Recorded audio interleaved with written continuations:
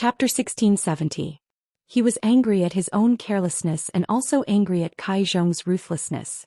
On the surface, Kai Zhong thanked him, but later on he arranged for people to investigate him. He was really a dog that bit but didn't bark. Feeling that it was about time, Mao Mu knew that he couldn't stay for long. He looked at the big man beside him and said, "Captain Tai, I'll leave everything here to you. This person is the nephew of head eunuch Kai Zhong. He must know a lot of secrets." "Don't worry, eunuch Mao." Captain Tai, who was also the captain of the special forces, Tai Hu, grinned. For such an interrogation, their special forces had their own means. Some were taught by Yang Chendong and some were figured out by themselves. But no matter what, no one who was questioned by them could withstand it. Seeing that Mao Mu was about to leave, Kai Gu panicked.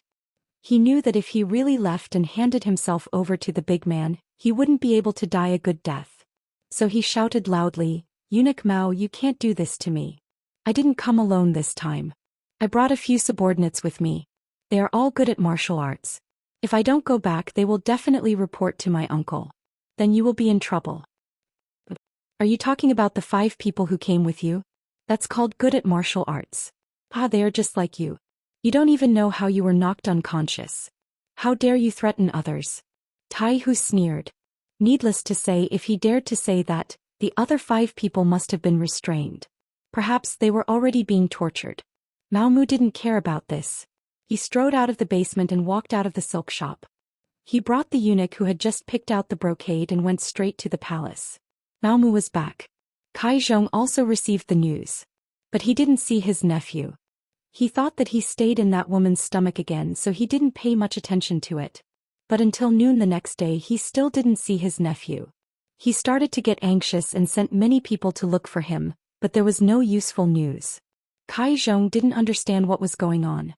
He wanted to look for Mao Mu, but he sent people to spy on him. It was uncertain whether Mao Mu knew about it. Even if he knew, would he tell him where Kai Gu was? He was the one being unreasonable. "Investigate. Even if we have to turn the entire capital upside down, we have to find him. If he's alive, I want to see him. If he's dead, I want to see his corpse." Kai Ji's heart ached when he said this. That was the only heir of the Kai family, and they were counting on him to carry on the family line. Now he couldn't even find him. How was he going to explain this to his dead brother? Mao Mu ignored Kai Gu as if nothing had happened. He continued to do what he was supposed to do. For a time, more and more people were being arrested. At first, it was only the officials of the observer group. Now, some officials who were not part of the observer group were also being arrested. The explanation given by the embroidered uniform guards was that these officials had been bewitched by the observation team's officials and their hearts had begun to waver. They were unstable people. However, if someone could calm down and think about it, they would realize that those who were arrested were undoubtedly capable or officials who were more competent in their posts. However, at this time the brocade guard was capturing people everywhere. The officials of the capital were all in danger, so no one had the time to analyze these matters. Right now, they were most afraid that a group of embroidered uniform guards would suddenly come knocking on their door and arrest them. After all, out of the 6 ministers, 4 of them had already been captured. Anything could happen.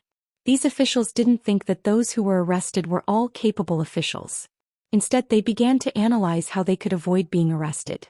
Kuang Yi was the Grand Tutor of the Crown Prince and also the Minister of War. He was also a member of the Observer Group.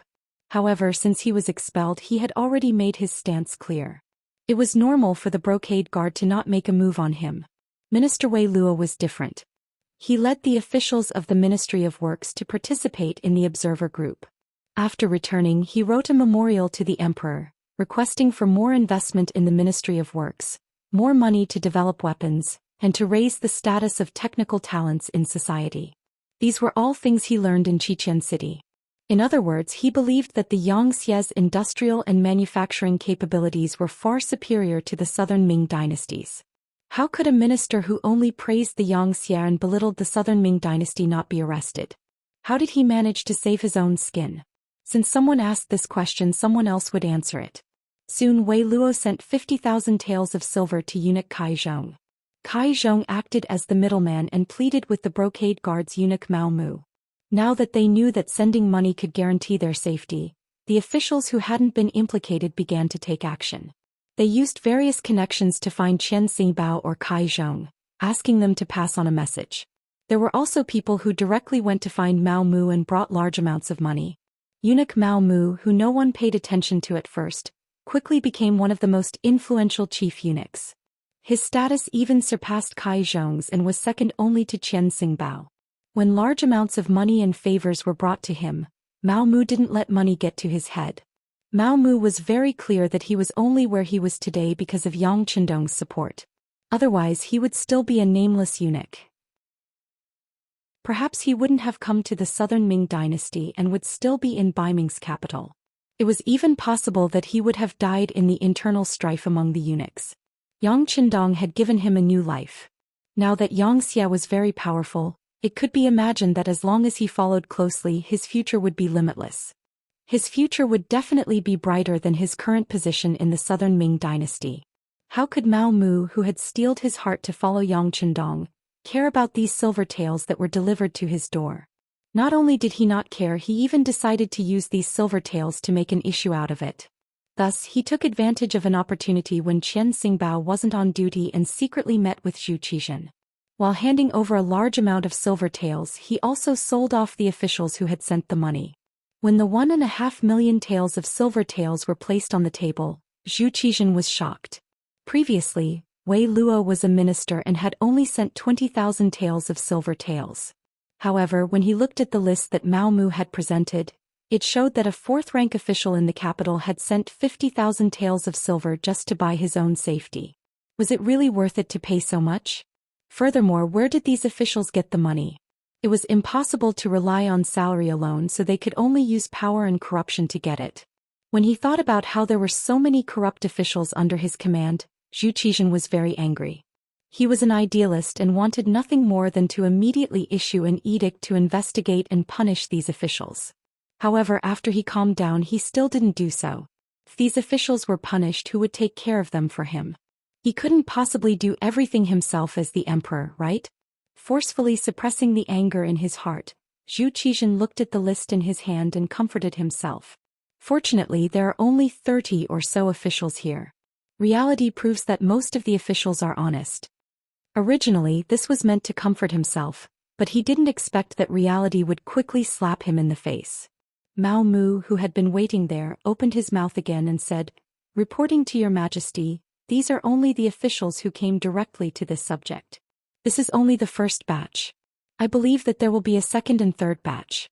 Because of this subject's status, there aren't many people who came to this subject. The officials who came to find Eunuch Qian and Eunuch Kai are the ones who can be called many. It seems that there are more than 100 of them." What? Zhou Xian, who had just sat down, couldn't help but tilt his body. He almost lost his seat and slipped onto the dragon throne. Fortunately, he reached out his hands in time and stabilized his body. However, he was already unable to vent his anger. Could it be that my officials already don't know what it means to be clean and honest? Your Majesty, please quell your anger. Seeing Zhou Xian's angry dragon face, Mao Mu knew that he had to pour some water on him to calm his anger. Even if it wasn't for others, even if it was for Yang Qindong's grand plan, he had to do this. He couldn't really have Zhou Xian kill all of these officials who had sent gifts, right?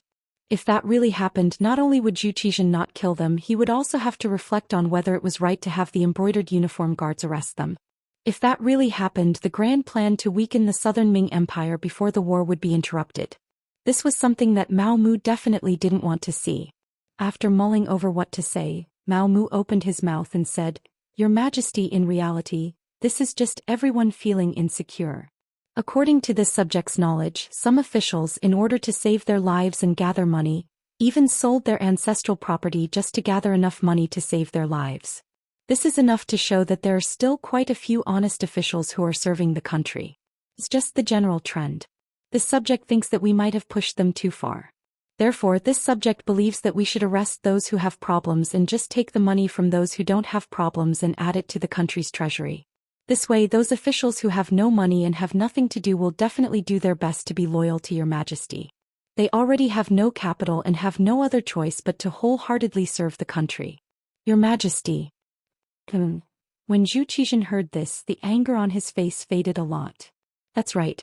Beloved official Mao's words are reasonable. Since that's the case, we will allow it. They could continue to find problematic officials and stabilize the court so that they wouldn't be frightened by Xianxia before the war. They could also collect a large sum of money for the court's use. It would be strange if Zhou Xian didn't agree to such a result.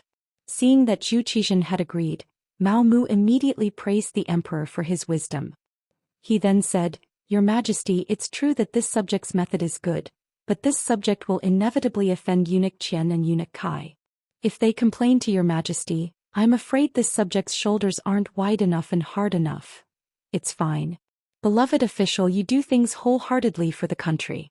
We know this. Just do it boldly." On the other hand, they dared to keep a portion of the money in their hands even though it was clearly given by the officials. "We are already benevolent for not finding fault with them." Zhou Xian waved his hand magnanimously. He increasingly found that Mao Mu was a subject who wholeheartedly served the country and was wholeheartedly loyal to him. He wasn't greedy and didn't take the money. He handed over as much money as the officials gave him. Just this point alone made him much better than the others. Chapter 1671. Take that Kai Zhong for example. Wei Luo had given him 50,000 taels of silver, but he had only given Mao Mu 20,000 taels of silver. He had actually pocketed more than half of it, much to Zhou Xian's displeasure. With these 30,000 taels of silver, the imperial court could do a few more things, could it not? Mao Mu had been waiting for Zhou Xian to say this. This way his position would be secure. He immediately kowtowed again, praising the emperor's wisdom. Crimson City. Yang Qindong had already returned. He had spent 3 days on the sea and learned that Xianxia was very stable. Even though he had not appeared and his safety was unknown, under the leadership of the Crown Prince Yangbo, everyone was carrying out their duties. The only difference was that there were many more ships on the sea. They were the search party used to search for Yang Qindong. Xia's situation was stable, and Yang Qindong was very satisfied with this result. He decided to return to Crimson City. Since his son had passed the test and the officials of Xianxia had also passed the test, there was no need for him to hide. After all, there were still many important things to do. Yang Qindong's reappearance on the docks of Crimson City naturally drew cheers from the officials of Xianxia. Xianxia had been created by Yang Qindong and he was the backbone of everyone. In this aspect Yangbo could not compare. But after this incident, Yang Qindong could see that Yangbo was a promising talent. He had decided to slowly hand over his authority so that he could train Yangbo. Not only him, his descendants would have to do the same, and that was to hand over power while they were still alive. Speaking of which, in history the change of dynasties was the easiest time to cause problems. When an old emperor passed away and a new emperor ascended the throne, a single mistake would result in a rain of blood and a sea of heads falling to the ground. When one's strength was severely damaged, it would often take a long time for one to recover. And at this time the new emperor was old and it wouldn't be long before the old and the new were replaced, causing more heads to fall to the ground. How could one prevent this from happening? Yang Qindong's idea was to transfer his power to the old emperor while he was still alive, becoming the retired emperor. Of course, there were drawbacks to doing this. For example, how could 2 tigers live on the same mountain? If the 2 emperors didn't like each other, wouldn't there be internal strife? For this reason, Yang Qindong had thought of a solution. For example, before the old emperor passed away, he could retain a portion of his military power. If there was a major incident, he could skip the command of the new emperor and so on. This should be enough to protect himself. Of course, this was still an immature idea. More importantly, Yang Qindong believed that by doing this, they could avoid the problems that would arise when the 2 emperors were replaced. Otherwise, it would be like Kangxi's edict of succession in history. One said that the throne would be passed to the 14th elder brother, while the other said that the throne would be passed to the 4th elder brother. Even until now there were still many opinions. Yang Qindong returned to Xichen City, and the Beiming Imperial Court's observation group also set off. The Tianjin Guard boarded the ship and headed straight for Xichen City. On this point, Zhou Xian and Zhu Qiu both had the same idea, which was to know oneself and know one's enemy to win 100 battles. Perhaps they both knew that the battle with Xianxia was unavoidable, so it was naturally a good thing to know about it in advance. As for the observation group, the 2 emperors gave great support. Different from the last time, Yang Qindong personally came to welcome the Southern Ming observation group. Moreover, he brought his wife Queen Hu Yan to the docks. It was because Hu Yan's relatives were in the Beiming observation group. This time her grandfather Hu Shao was in the observation group. It had to be said that the lifespan of people in this era wasn't very long. There were many people who died in their 40s and there were even some who died in their 30s. However, most of them were ordinary people who couldn't eat well and couldn't afford to wear clothes. Those officials were not included. Not only that, but there were also some people who lived very long lives. For example, Hu Yan's grandfather Hu Shao was one of them. In history he lived for a full 85 years. Because of Yang Qindong's arrival he unexpectedly broke through this age limit. Now he was already 92 years old. It was said that his body was still quite good. At the very least he could still walk with the support of others and didn't collapse on the bed. Hu Shao could be said to be the oldest among the officials. Adding on the fact that he had entered politics at a young age, he could already be considered an old official of 4 dynasties.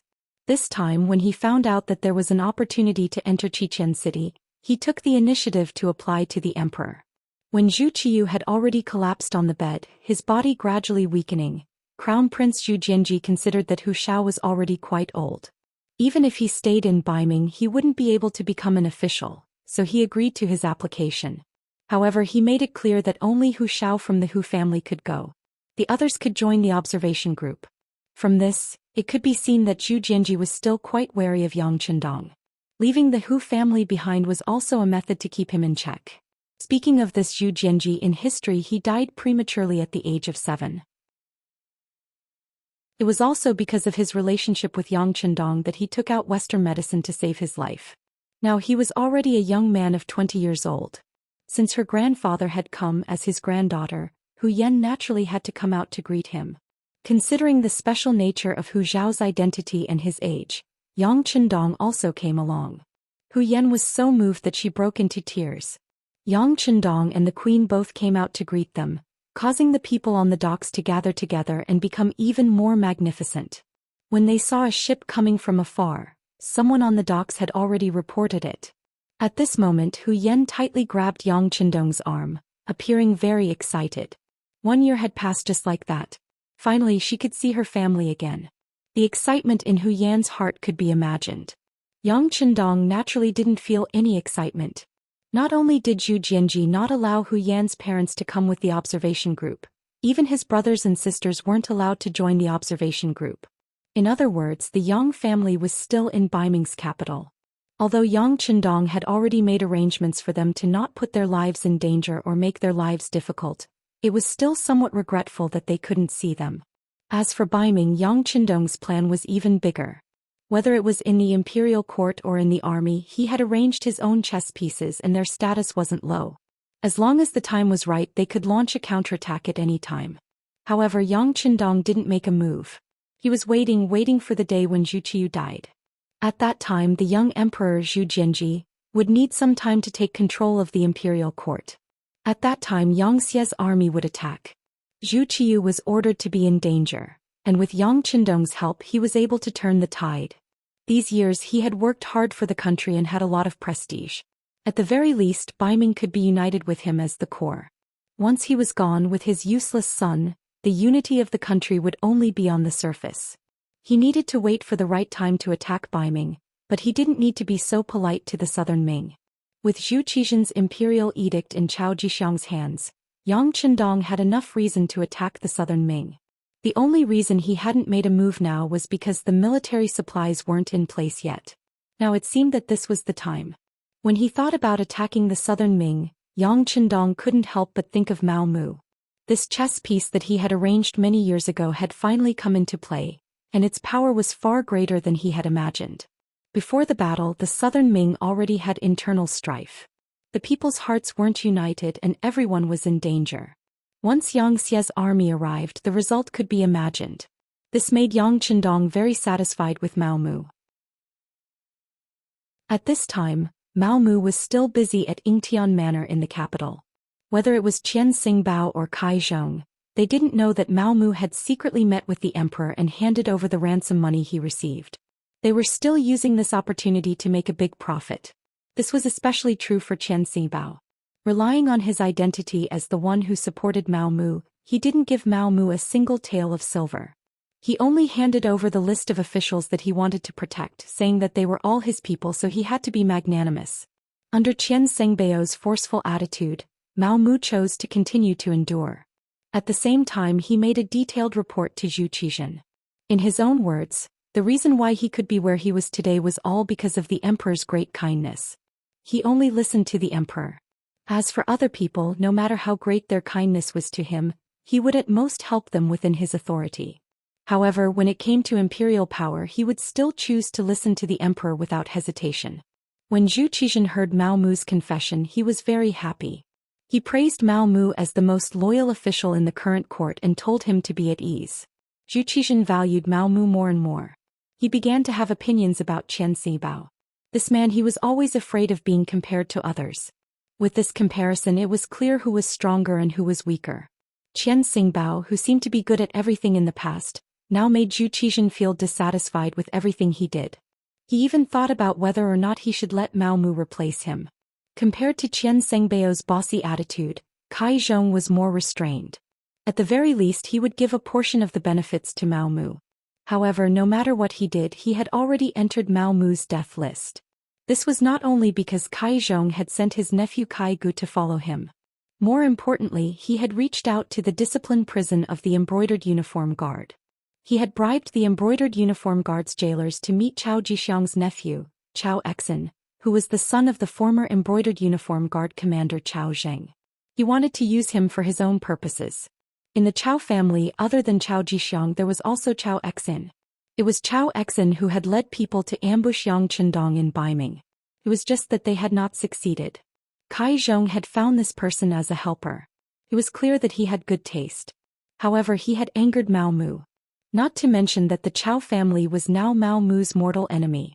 Once he ransomed Chao Exin, it would directly threaten his own safety. Just the fact that Chao Exin had once ambushed Yang Chendong made it impossible to let him live. Chapter 1672. The reason why Chao Exin was still alive in the discipline commission of the Embroidered Uniform Guard was because Mao Mu wanted to personally hand him over to Yang Chendong.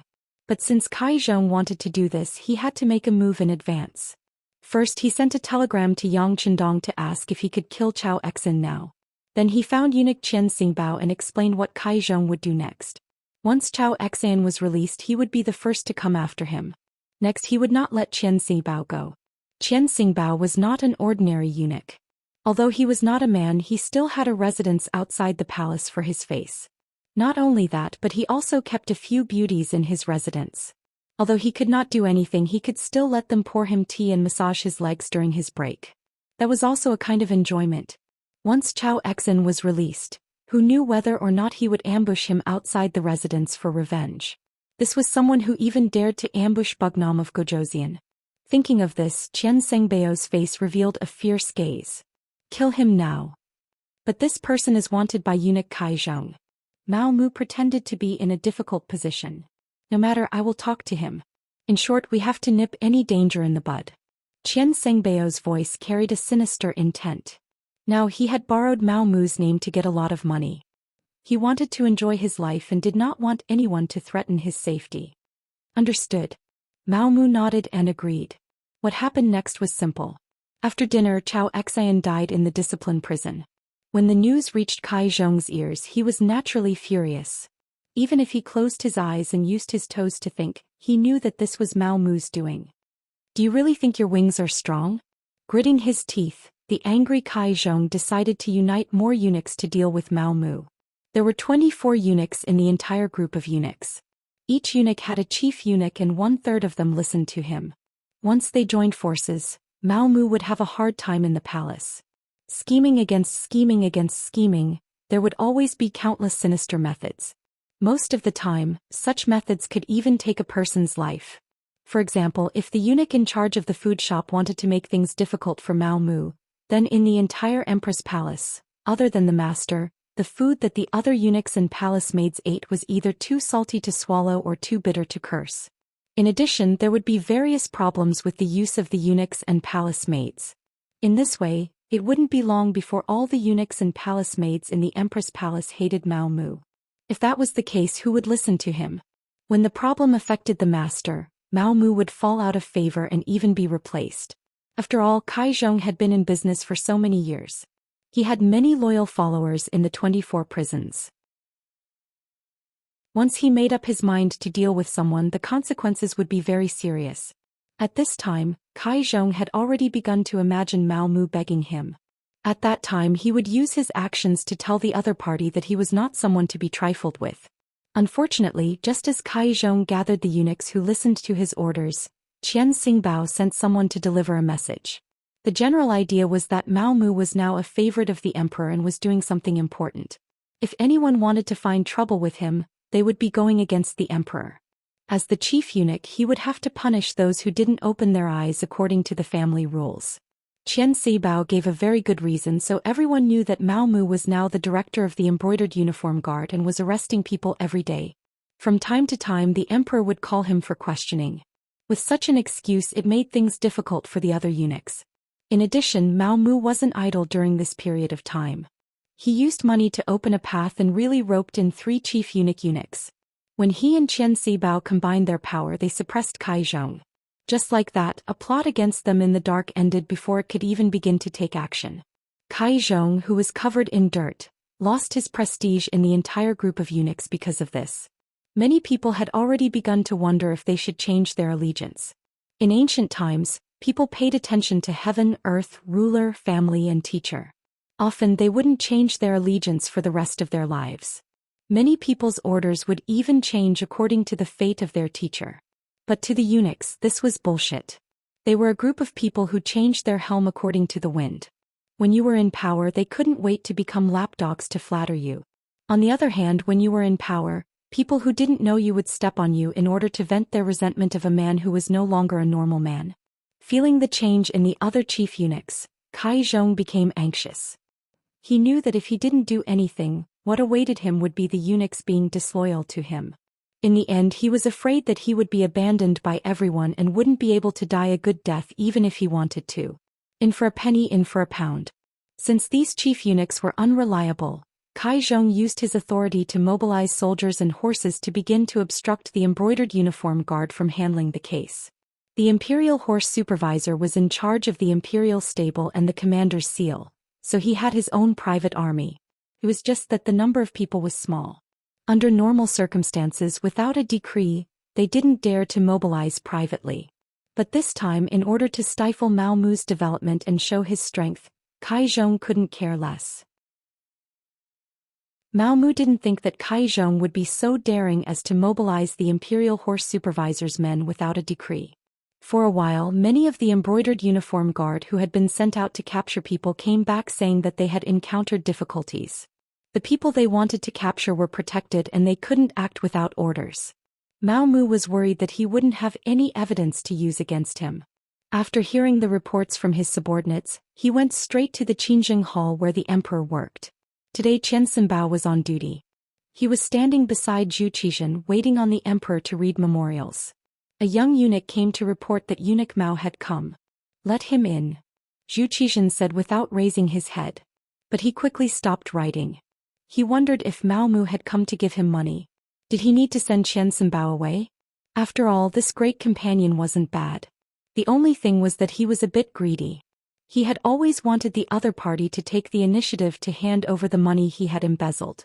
Unfortunately, he hadn't seen any movement. If Mao Mu really came to give him money and he saw it, what would he do? Even if he handed over the money at that time, it would be equivalent to being forced. It wouldn't be considered taking the initiative to admit his mistake. While Zhou Xian was still thinking about these things, Mao Mu had already walked into the main hall. Then with a plop, he knelt on the ground and said with an aggrieved expression, "Long live the emperor. Beloved official, why do you have to be so courteous? Is something the matter?" Zhou Xian's face carried a trace of surprise. Although the great Ming dynasty had a ceremony of kneeling, it wasn't done every time they saw the emperor. It was only done when they were particularly excited or angry. Zhou Xian felt that something was wrong, so he asked this question.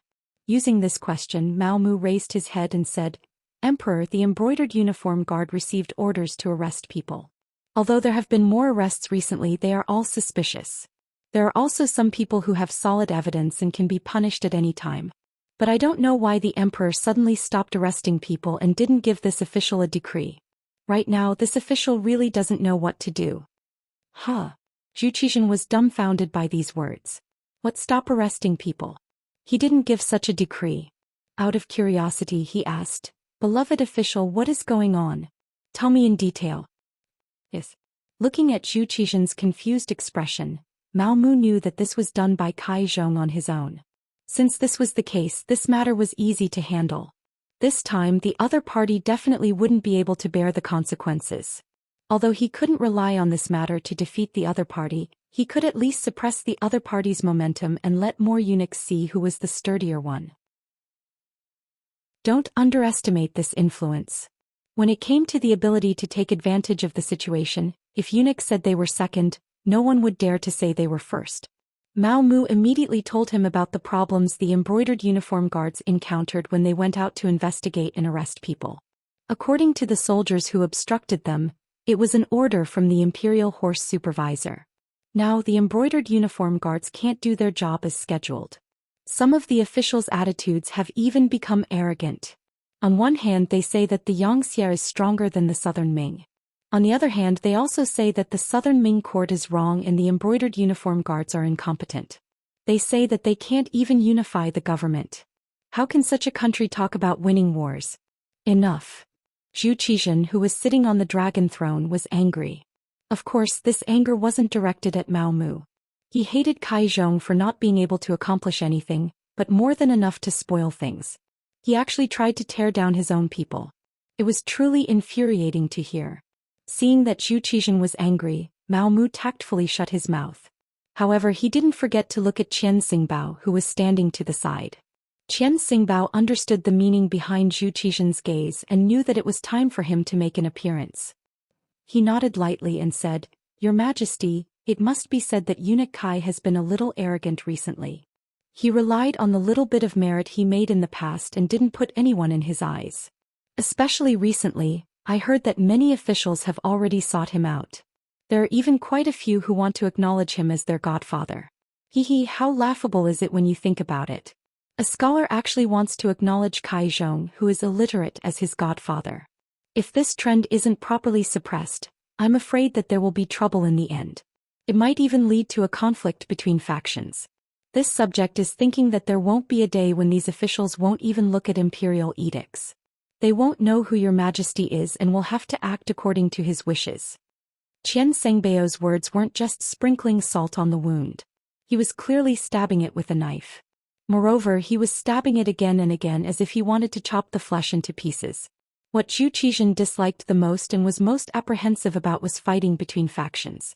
It wasn't just him. Any emperor would be displeased. Chapter 1673. Once there was a factional conflict, not only would it cause chaos in the court, it would also create an awkward situation where the emperor could not leave the palace. Since ancient times, whenever there was a sign of such a conflict, it would be severely suppressed. Many times, the result of such suppression was the loss of the emperor's power and the weakening of the country. With so many examples from the past, how could Zhou Xian tolerate it? He immediately slammed the table and said, "Great companion, please write a decree to remove Kai Zhong from the position of Imperial Horse Supervisor." For the time being. When he said this, Zhou Xian first looked at Mao Mu, then shook his head slightly and said, "Great companion, you will take over."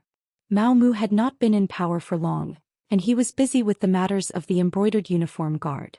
Zhou Xian thought about it and did not give him more responsibilities, so this task fell to Qian Xingbao. No one would complain about not having enough power. When Zhou Xian issued this decree, Qian Xingbao was so happy that he immediately knelt and thanked the emperor. Mao Mu left with satisfaction. When he left, Qian Xingbao took the initiative to send him off. The smile on his face was enough to squeeze all the mosquitoes that dared to provoke him. Could be seen how happy he was. Before Mao Mu rose to power, although Qian Xingbao was the chief eunuch, he had Chao Jixiang and Kai Zhong, the two supervisors of power under him. Most of the time they wouldn't even give him face. Compared to Wang Zhen, who was the emperor's first companion in the past, he was far inferior. In the end, Qian Xingbao was forced to work around the emperor and look after his own affairs. Now after Mao Mu came to power, he received money and power. If he continued to work hard, there would be a day when he would become the second Wang Zhen. How could Qian Xingbao not be happy? When he saw Mao Mu, how could he not have a smile on his face? Mao Mu was very modest. Although in his plan this Qian Xingbao had to be taken down. But the meal had to be eaten bite by bite. He immediately smiled and said, "All of this is because Qian Xingbao has the emperor's heart. Should have been like this long ago. Qian Xingbao has been careful and conscientious by the emperor's side all these years. Now you are only a eunuch of the imperial horse supervisor, which is very normal." That's right, Kai Zhong had been in the imperial horse directorate for many years, so he must have quite a few trusted aides. Eunuch Qian still had to display his ruthless methods on this trip. He absolutely could not give the other party a chance to rise from the ashes. If one day His Majesty remembers the other party's good points and uses him again, then he will definitely take revenge for what happened today. The congratulations from before were just pleasantries. The reminder at the end was the most important. Mao Mu wanted to see Qian Xingbao and Kai Zhong fight each other so that he could reap the benefits like a fisherman. Don't worry, this duke is very capable. As Qian Xingbao spoke, his eyes had already narrowed into slits. Thinking about it, it made sense. For an old fox like him who was used to seeing eunuchs fighting for benefits, once he made a move, Kai Zhong would definitely not be able to stand it. Presumably, those eunuchs who belonged to him would also face the danger of being uprooted. Mao Mu left happily. Now that he had achieved his goal and no one was holding him back, he had to speed up the brocade guard's work. Once he captured all the capable officials in the capital, he would make a move on the local officials in the provinces. When he wanted Xianxia's army to pave the way, no one would dare to stand in his way. Qian Xingbao did not disappoint. Soon after, he took the imperial edict written by Zhou Xian and went to the imperial horse directorate. From then on, Kai Zhong became one of the chief eunuchs with no power. The ferocity of the situation was completely out of Kai Zhong's expectations. He was still waiting for Mao Mu to come and beg for mercy. Who would have thought that Mao Mu would ignore him and directly report the matter to His Majesty? His Majesty even listened to Mao Mu's words and directly punished Kai Zhong. Although he did not do anything to Kai Zhong when he was stripped of his power, it was like taking away half his life. What made Kai Zhong even angrier was Qian Xingbao's actions. In just half a day's time, the entire Imperial Horse Directorate had been replaced. Those who were loyal to him had been demoted to other directorates, and had been demoted from eunuchs with real power to minor eunuchs. Based on the history of internal strife among eunuchs, it was needless to say that after being demoted from a high and mighty position, what awaited them would be worse than death. It would definitely be a fate worse than death. Because of this, even if there was a day when His Majesty remembered him again and ordered him to return to the Imperial Horse Directorate, it would take a lot of time for him to raise a group of people again. Kai Zhong was still Kai Zhong. He would not resign himself to death like this. He had to retaliate. He was already thinking of what to say. He wanted to see His Majesty and complain to His Majesty. Based on his past achievements, he believed that as long as His Majesty remembered their old friendship, he would be able to rise again. The next morning, after Zhou Xian had a court meeting, he learned that Qian Xingbao was not at the emperor's side and had instead gone to the Imperial Horse Directorate. Kai Zhong directly went to visit and had one of his trusted eunuchs by the emperor's side report that he wanted to see the emperor. That day Zhou Xian was in a very bad mood. He found that the number of people in the imperial court, which was held once every 3 days, had decreased by a lot. In order to maintain the operations of the imperial court, he had no choice but to quickly promote officials. However, when he thought about how many of the officials were still inexperienced and were still young, it was still unknown whether they could take charge of the various yamens and make the huge machine that was the Southern Ming Empire operate normally. Just as he was in a bad mood, he looked at the list of officials to be promoted sent by the Ministry of Appointments. When he saw that there were many names that he had not heard of before, his brows furrowed again and again. The emperor managed the officials managed the small officials managed the small officials, and the small officials managed the common people. This was the basic structure of a country. The emperor only needed to win over the hearts of the officials, and it was the same as controlling the world. However, when he had not heard of the names of the officials, could the emperor still manage them well? Would they be able to work with him and deal with the affairs of the state? At this moment, Zhou Xian's heart could not help but waver. Should he release the officials that the embroidered uniform guard had captured? This was just a thought and he quickly rejected it. It was not for any other reason but because these were all problematic officials. Once they were released and regained power, what would happen if these people no longer supported the Southern Ming Empire and instead supported the Xianxia Empire? Wouldn't that be the same as helping the enemy? Forget it, I hope that these new officials can quickly grow up. As he comforted himself like this, a eunuch came to report that eunuch Kai Zhong was outside the hall and was requesting an audience. Knowing why Kai Zhong was here, Zhou Xian originally did not want to see him. However, considering that he had been performing well and was considered loyal, he did not want to give him too much heart. Thinking about it, it was better not to disappoint the other party. He still had to comfort him and let him reflect on it. If there was a chance he could use him again. It had to be said that Zhou Xian had indeed become the role model of the emperor when it came to the tolerance of eunuchs. Although some emperors also trusted eunuchs, there had never been anyone like Zhou Xian who, after suffering a big loss, taking a big tumble, and even dividing the great Ming dynasty into the north and the south, still did not know how to repent. Kai Zhong had grasped Zhou Xian's mentality and dared to take the initiative to request an audience. If it were any other eunuch, they would probably hide as far away as they could at this moment. After Kai Zhong received permission, he entered the hall. As soon as he entered the hall, he knelt on the ground with a plop. Following that, his face was covered in tears. First, he stated that after dividing the great Ming dynasty between the north and the south, he had traveled from the northern Ming dynasty to the southern Ming dynasty without hesitation. He had traveled thousands of miles just to seek refuge with the emperor. This was because he believed that the emperor was the sacred lord and definitely could not be compared to the despicable Zhu Qiu. After coming to Yingtian prefecture, he also worked conscientiously. When he saw the southern Ming Empire under Zhou Xian's rule, he was overjoyed and so on, and the southern Ming Empire's strength increased greatly. These were all to show off his achievements and flatter Zhou Xian in disguise. This was also a trick that Kai Zhong often used. This trick was indeed effective.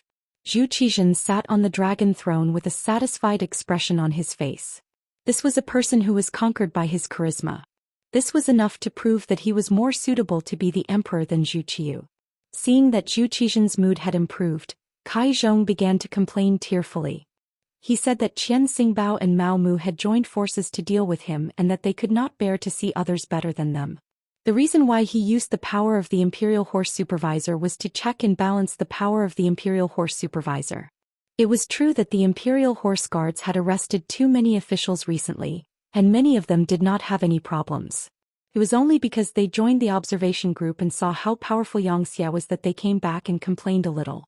Besides, the observation group was decided by the emperor. How could there be a mistake? It would have been better if Kai Zhong did not mention this. When he mentioned this, Zhou Xian's expression changed. Speaking of which, there were 3 things that Zhou Xian regretted the most in his life. First, he should not have listened to Wang Zhen's words and personally led the army. This led to the defeat of the Tumu fortress and divided the Great Ming Empire into the northern and southern Ming empires. Second, he should not have let Yang Chendong leave. If he had kept Xianxia by his side and used his ability to help him, all of Xianxia's achievements would have been his. This point was somewhat taken for granted. If he had kept Yang Chendong, it would be hard to say if he would have been able to put him in an important position or if he would have listened to him. After all, if an official's ability was too strong, the emperor would always be afraid of him. Over time, once the official's achievements were too great, he would be killed. Third, the matter of establishing the observation group.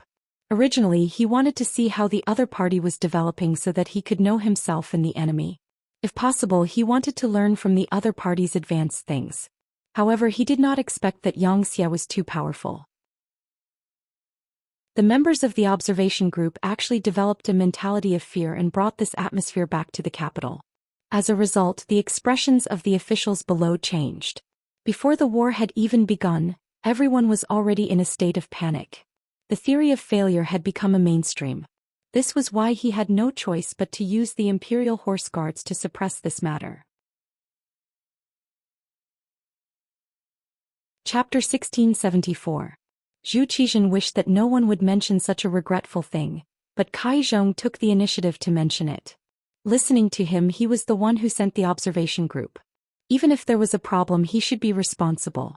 This could be considered as provoking his anger. Without waiting for Kai Zhong to continue, Zhou Xian asked angrily, "What do you mean many officials have no problem? Do you mean they gave you money so there's no problem?" Kai Zhong, who was talking non-stop, was suddenly interrupted and then asked such a question. For a moment he was stunned and shocked. He didn't expect the emperor to know about this matter. More importantly, the emperor actually made this matter public. Normally, even if the emperor knew about some things, he would not say it publicly. He would only give a limited reminder. This was the scheming of an emperor. If he did not say anything clearly, he would let his subordinates think about it themselves. Often this would have a greater effect of intimidating people. For a long time Zhou Xian had done this. It indeed had a very good deterrent effect, so that the officials were a little afraid of the emperor. But what did it mean to say it publicly? Was he going to turn hostile? Perhaps it was because Kai Zhong had followed Zhou Xian for too long and had always received the emperor's favor that he had begun to forget his own identity. He didn't think about it. He was just a eunuch and he thought that the emperor would fall out with him. It would only take a few words to punish him. What was so difficult about that? First he was stunned. He was a little stunned by Zhou Xian's words. After he quickly reacted, his face suddenly changed and he broke out in a cold sweat. He knew that if he didn't make things clear today, not only would the emperor make a decision for him, he was afraid that he wouldn't be able to make a comeback in the future. At that moment, Kai Zhong knelt on the ground with a plop and repeatedly admitted to being guilty. When he raised his head, he said, "Your Majesty, this official was protecting those officials. And Mao Mu also had a part in this matter. The money that those officials sent ended up in his hands, Your Majesty." He had no choice but to accuse Mao Mu. In Kai Zhong's opinion, there weren't many people by the emperor's side now. Mao Mu was very favored now. If he could pull this person in, presumably even if it was for Mao Mu's face, this matter would be reduced to a small matter. As long as he could get through this, he would keep a low profile for a while. When the time was right, he would rise again. He thought that he found a scapegoat and Zhou Xian would let him off. Eunuchs also had to do things. He couldn't arrest everyone. However, Kai Zhong didn't know that Mao Mu had already prepared for that. The money that Kai Zhong gave Mao Mu had already been sent to the emperor. To be honest, Mao Mu didn't lack money, or Yang Qindong didn't lack money at all. Not to mention the money that was given to Zhou Xian. Once the southern Ming Empire became a part of the Yang faction, this money would eventually return to their pockets. When Kai Zhong was still thinking that Zhou Xian would let him go, a roar was heard. "You still have the nerve to talk about money? How much did you embezzle? Tell me." Zhou Xian was really angry. Kai Zhong first blindly mentioned the observation group and exposed his scar. Then he didn't repent and wanted to get Mao Mu off the horse. Did he really think that he had a good temper? Did he really think that he didn't dare to teach him a lesson? Yes, Zhou Xian liked Kai Zhong very much. Previously, this person was able to come to Yingtian Prefecture from Baiming, which also proved his loyalty to him. However, to become a suitable subject, loyalty wasn't enough. He also needed to be capable. Not only was he incapable, but he was also very greedy. When he encountered a problem, he didn't want to admit his mistakes. He even wanted to get others off the horse to achieve his goal of making him hesitate. Such a person couldn't be easily forgiven. Zhou Xian's reaction was completely out of Kai Zhong's expectations. He didn't expect that he would directly ask how much money he had received. Based on his experience of serving Zhou Xian all these years, since he asked this question, he must have an answer. When he thought of the punishment of the great Ming dynasty for corrupt officials, Kai Zhong was afraid. He kowtowed to the ground and said, "Your Majesty, this subject is guilty, this subject is guilty." But Mao Mu really accepted this subject's money. At this time, Kai Zhong still wanted to get Mao Mu off the horse to share his mistake. If he really admitted his mistake, perhaps Zhou Xian would really spare him for the sake of his loyalty. At most, he wouldn't put him in an important position in the future. Speaking of which, Zhou Xian's use of eunuchs was definitely the highest in history. However, at this time Kai Zhong still wanted to find a scapegoat. How was this admitting his mistake? It was clearly sophistry. Zhou Xian was completely disappointed now. He shook his head and his voice suddenly became much calmer. "Minister Mao Mu has already presented the money you gave him to me. You still dare to accuse a loyal subject. You really disappoint me." Ah! Kai Zhong once again let out a unique duck-like shriek. Then he fell to his knees on the ground as if there were no bones in his body to support him. He didn't expect Mao Mu to do this. Didn't that mean he had already sold him? He even used this as an excuse to escape punishment. He really didn't know how the word death was written. A eunuch was a eunuch. No matter how strong he was, a word from the emperor would just turn him into ashes. Kai Zhong was taken away by the burly general outside the hall. When he left, he didn't beg for mercy because he knew how miserable his fate would be. At this moment, saying anything would be futile. When Mao Mu heard of this matter, it was already 2 hours later. His expression didn't change, but he was a little excited. Chao Jixiang and Kai Zhong were finished like this. Should it be Qian Seng's turn to protect them next? Thinking of this, Mao Mu felt that he should do something. Compared to Mao Mu's calmness, Qian Seng Bao was laughing to his heart's content. After all these years, he finally felt like he was in control of the entire group of eunuchs. There were no competitors and Mao Mu listened to him. In the future, wouldn't he be able to do whatever he wanted? Once he completely integrated this power, he would hear in front of the emperor that was beneficial to him. In this way, no one would shake his foundation. He would become the second Wang Zhen. Well, when Wang Zhen was here, there were other eunuchs who shared power. If he did it well, he could be more impressive than Wang Zhen. Qian Seng Bao, who was in a good mood, quickly received good news. Many officials came to find him, especially some officials from other provinces. After the embroidered uniform guards' target moved from the capital to other provinces, officials near the capital began to be arrested. These people, in order to protect themselves, found Qian Seng Bao through the guidance of other officials. After all, Mao Mu didn't accept money. When he met the officials, he always had a cold face, giving people a feeling that he was unapproachable. Kai Zhong was completely taken down, so they had no other choice but to find Qian Seng Bao. More and more officials came to see him, and the amount of money they gave him also increased. In a short 3 days, he received 3 million taels of silver. This showed how rich the officials were. It also showed that the money in their hands was far more than what they got from their salaries. Qian Seng Bao also had a good appetite. He would give a reply according to the amount of money sent to him. If they sent a small amount, he would naturally be perfunctory. If they sent a large amount, he would clearly say that he would protect them. If they sent a large amount, he would take time to meet them directly and comfort them. In a short time, Qian Seng Bao became the second parent of many officials. Praises came one after another. Following these officials' words, eunuch Qian was their life-saving straw. He was their biggest backer. This kind of action naturally attracted the resistance of some self-proclaimed righteous officials. They were either honest officials, or they had been officials for too short a time and couldn't gather much money. However, they were jealous, so they all sent memorials to Xing Qian to protect them. When these memorials were sent to Zhou Xian, they were all ignored. The emperor didn't care. Did the people who did things have to be reported?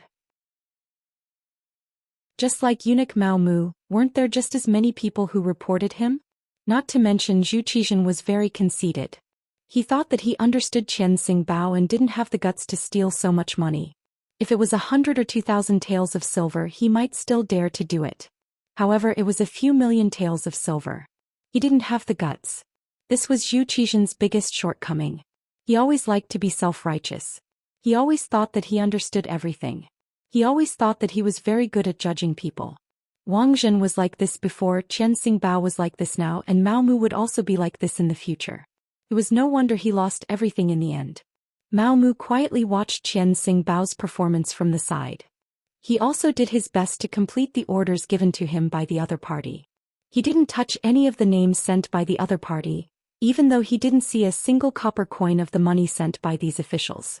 The only thing he did was to memorize the names of these officials and send people to investigate how much money those officials sent to Qian Seng Bao. He also wanted to know in his heart how much money those officials sent to Qian Seng Bao. His thoughts and desires were far greater than Qian Seng Bao's. Qian Seng Bao didn't feel any discomfort with Mao Mu's cooperation. On the contrary, he thought that everything should be done. Just think about it. Even Kai Zhong, such a favored eunuch, was he not also defeated by him? Qian Seng Bao arrogantly thought that Kai Zhong's fall was because of him.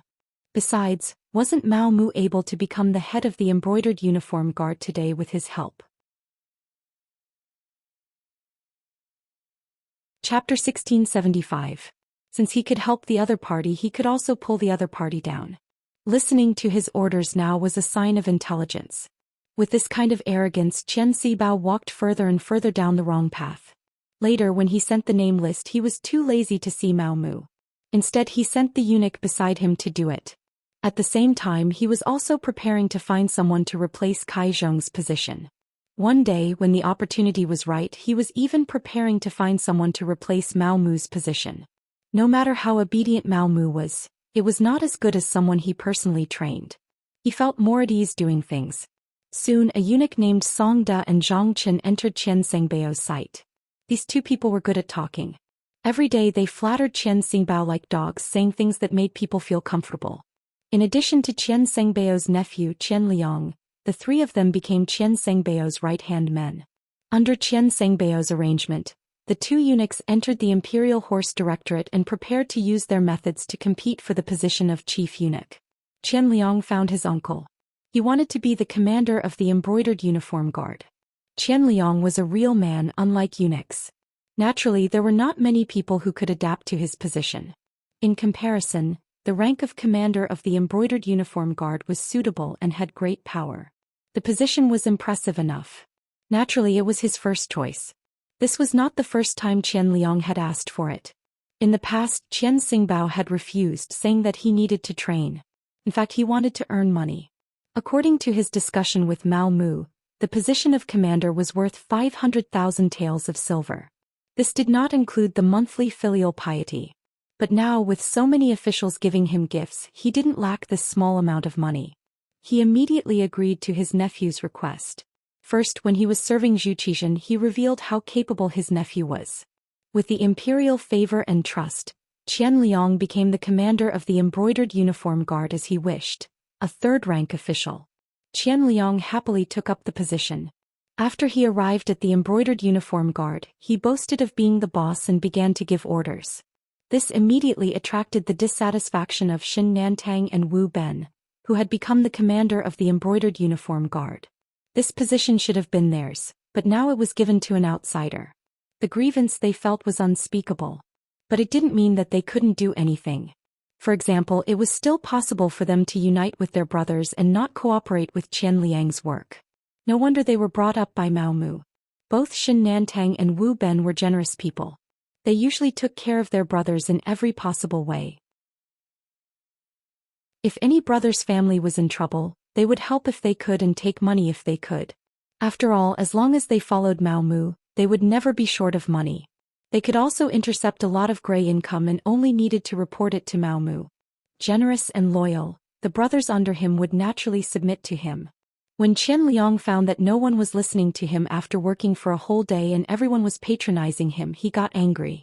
No matter what, he was still Qian Xingbao's nephew. He was taught by Qian Xingbao, so he still had some ability. At that moment, he thought of the method his uncle taught him. He wanted to rope in a group of people by himself to achieve the goal of fighting for the right to speak. However, the greedy Qian Liang was unwilling to spend money. When facing some of the embroidered uniform guard brothers who were on the sidelines and didn't have much ability, even if he went out to eat with them, they still had to pay. Gradually, after everyone knew Qian Liang's nature, in just a few days, everyone stopped paying attention to this commander. When you didn't get anything in return, who did you think you were, a fool? Qian Liang found that the brothers around him were getting fewer and fewer. When he was about to become a commander without an army, he finally felt powerless. He had no choice but to ask his uncle Qian Xingbao for help. Soon, Mao Mu received a message from a little eunuch sent by Qian Xingbao, asking to see him. In this period of time, Mao Mu had also cultivated a lot of trusted eunuchs. Among them, the most outstanding one was the eunuch called Zhu Tao. Under Mao Mu's intention, he was promoted to the position of deputy chief eunuch in the Empress Palace. Usually when he wasn't here, it was Zhu Tao who took care of all kinds of things. Godfather, eunuch Qian didn't come with good intentions. Zhu Tao's face was full of worry. When the little eunuch came to deliver the message, he happened to be present. Because of Mao Mu's trust, he also knew that Qian Liang had hit a wall in the embroidered uniform guard. Regarding this, Zhu Tao had always been worried. He meant to worship Qian Liang like a bodhisattva. No matter what, he was still eunuch Qian Xingbao's nephew. This kind of superficial work still had to be done. If it was in the past, Mao Mu could only do this.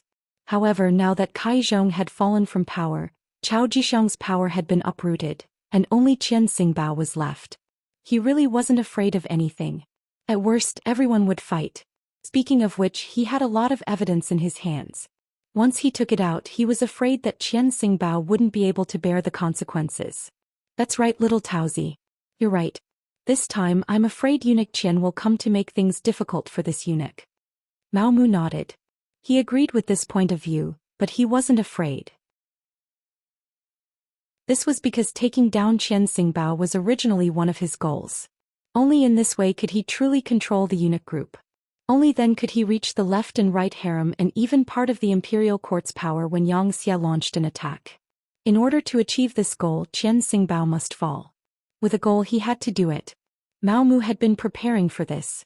But at the same time, he was also very clear that after all, he had followed Zhou Xian for so many years and was called a companion. It wasn't so easy to take down Qian Xingbao. If he didn't do it well, he would be in trouble if he couldn't take down the other party. Therefore, he needed a bigger opportunity. Just last night, the group that contacted him had already sent the opportunity to him. The next problem was how to implement it. Now that Qian Xingbao asked him to go over, it was the right time to throw out the bait. He got up and walked calmly in the direction of Qingjing Hall. Along the way, Mao Mu had already thought about how to face Qian Xingbao and how to answer when questioned. As expected, in the room where Qian Xingbao was resting, Qian Liang was standing beside him. When Mao Mu walked in, Qian Liang immediately had an arrogant look and didn't even look him in the eye. Mao Mu was like an old monk in meditation. He didn't have any reaction to all this. But when he came in front of Qian Xingbao, he bowed respectfully and looked like he was waiting for the emperor's orders. After all, Mao Mu was now the director of the genie guards and was an acquaintance of the emperor and empress. Qian Xingbao couldn't be too arrogant. So he first squeezed out a smile and then said with a smile, "Eunuch Mao, you're here. Have a seat." "I don't dare. In front of eunuch Qian, how can I have a place?" Mao Mu replied very low-key.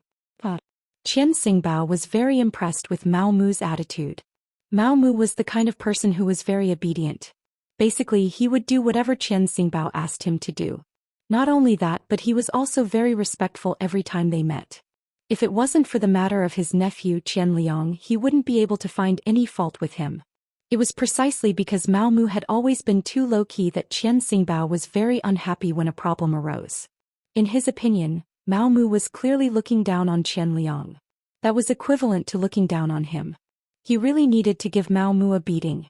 In Qian Xingbao's eyes, Mao Mu could be where he was today because of his recommendation. Otherwise, Mao Mu would only be a chief eunuch in the Empress Palace who didn't have much power. He was used to being complimented and couldn't stand the slightest bit of grievance. Qian Xingbao was such a person. So when Mao Mu stood firm, he expressed his displeasure. "Eunuch Mao, this duke wants to ask, who exactly does the embroidered uniform guard listen to now? Is it still the embroidered uniform guard under the emperor's command? Why is it that the embroidered uniform guard doesn't listen to the words of the emperor's personal commander? As the director of their factory, shouldn't you say something?" He was denouncing Mao Mu. Although he had already expected all of this, Mao Mu still pretended to be in fear and trepidation. His face was full of shock. "How is this possible? Such a thing can't happen, right?"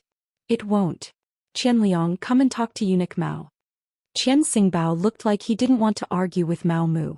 At this time, he had already begun to consider whether he should arrange for someone else to manage the genie guards and remove Mao Mu.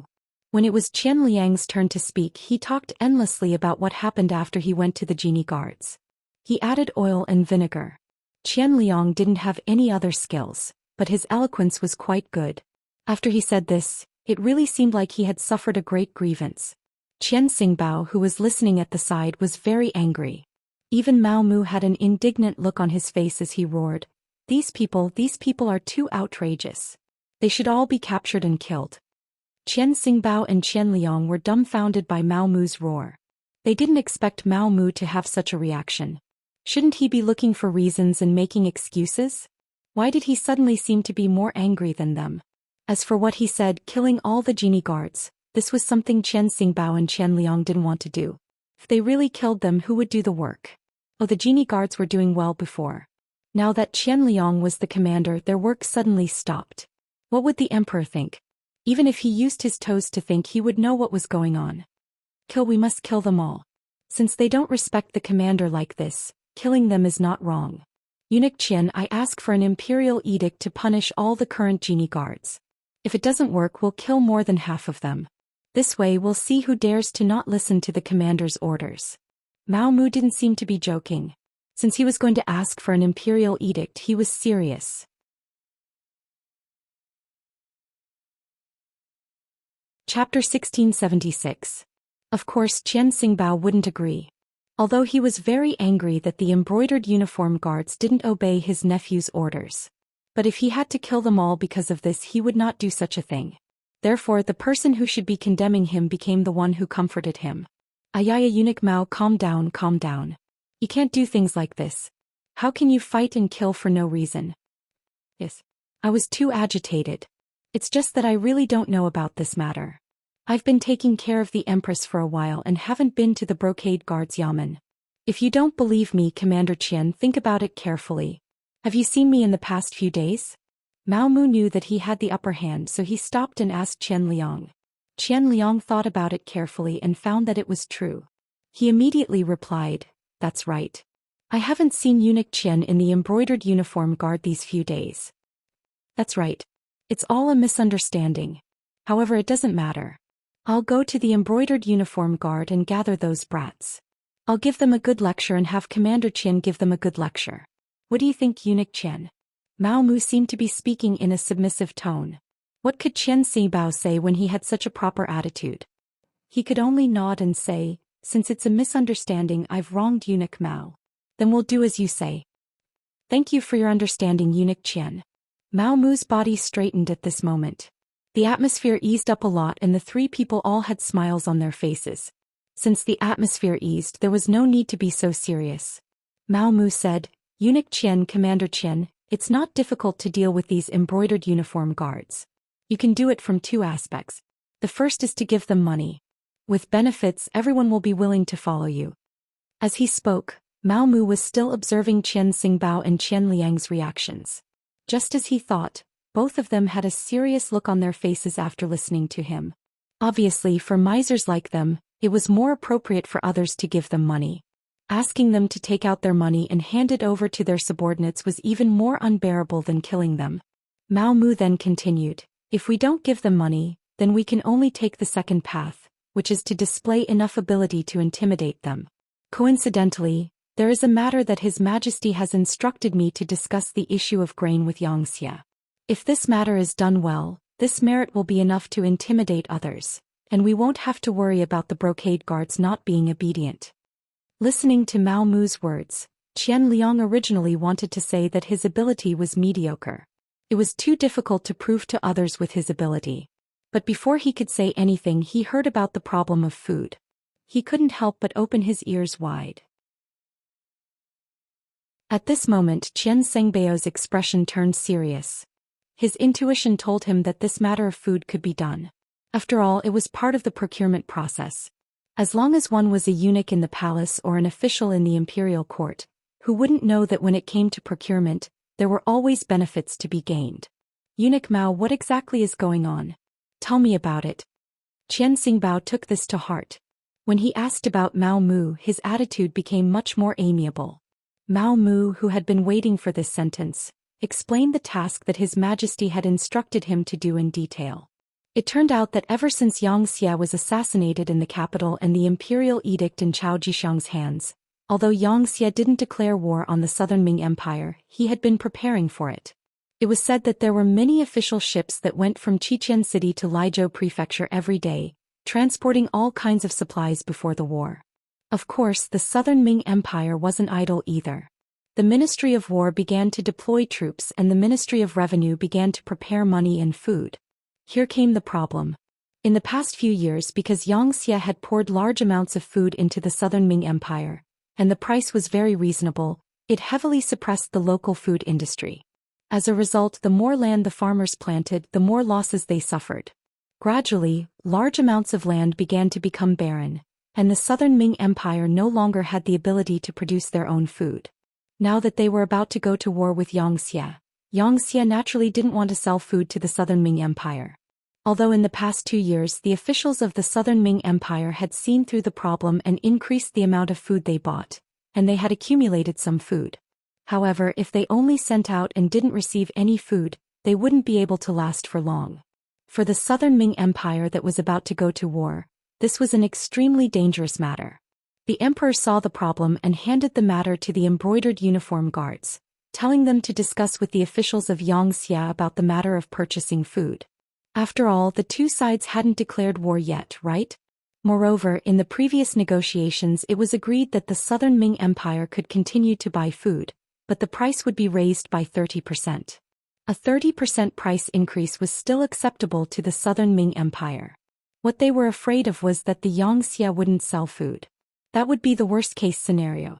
Regarding this matter, we also sent people to discuss with the officials of Xianxia. The other party also revealed a certain amount of information. It's not that they don't want to sell food. After all, the Xianxia boasted that they wanted to bring the Han people to the peak of the world. The Southern Ming Empire is full of Han people, and they can't just watch the people starve to death. However, they still want to raise the price. This is something that the emperor can't accept. Our embroidered uniform guards are responsible for buying food at a 30% price increase to prepare for war. Mao Mu said a lot in one breath. After he finished speaking, he closed his mouth and looked at Qian Xingbao and his nephew's performance.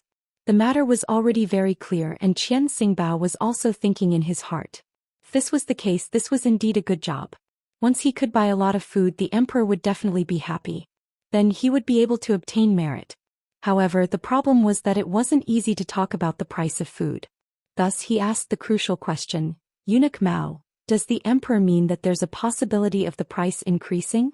The emperor naturally hopes that it will be as low as possible. However, the food is now in the hands of others. Of course, it's not up to us to decide.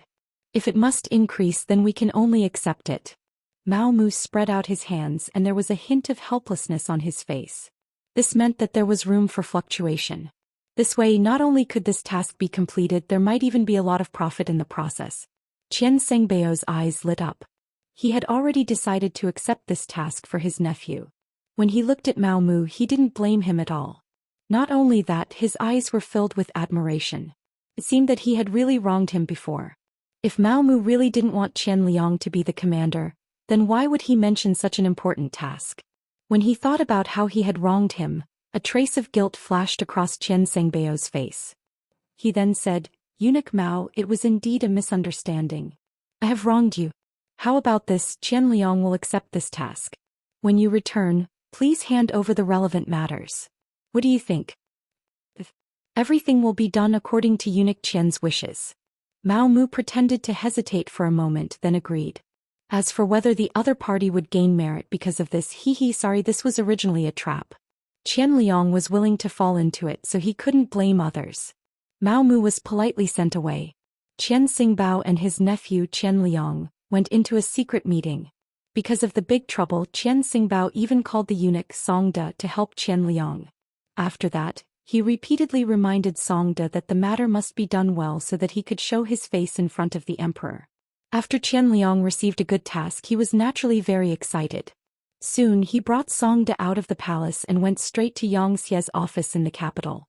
In the office, a young official, Wang Tongxing, who was only 24 years old, was already waiting for Qian Liang to visit. Wang Tongxing, a student of the 6th batch of Xianxia Academy in Crimson City. When he graduated, he was ranked first in all aspects and caught the eye of Yang Chendong. First, he was sent to the city lord's mansion and started from a small position. His work ability was once recognized by city lord Yu Qian. After that, he was trained by Yang Chendong. This time he was sent to Southern Ming to cooperate with Mao Mu to seize power.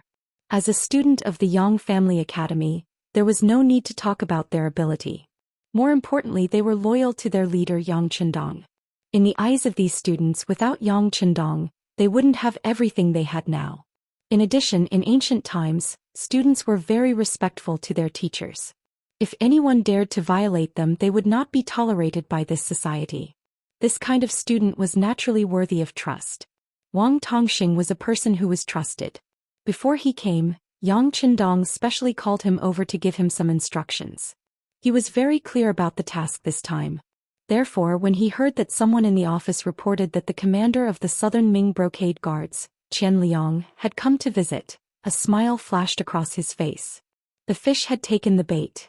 Not only Qian Liang but many well-informed people from the Southern Ming Empire also knew of Yang Xi's strength. Unknowingly, they had developed the thought of being inferior to him.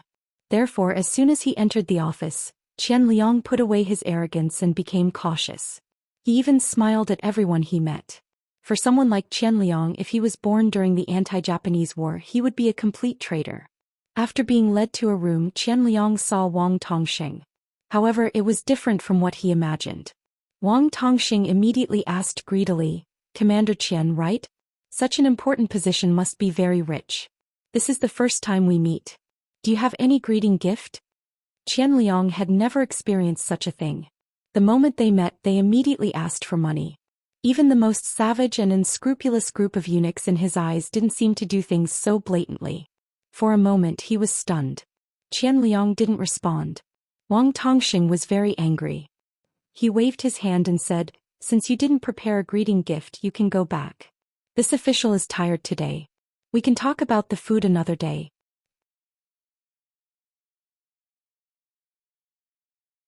Chapter 1677. I don't want it.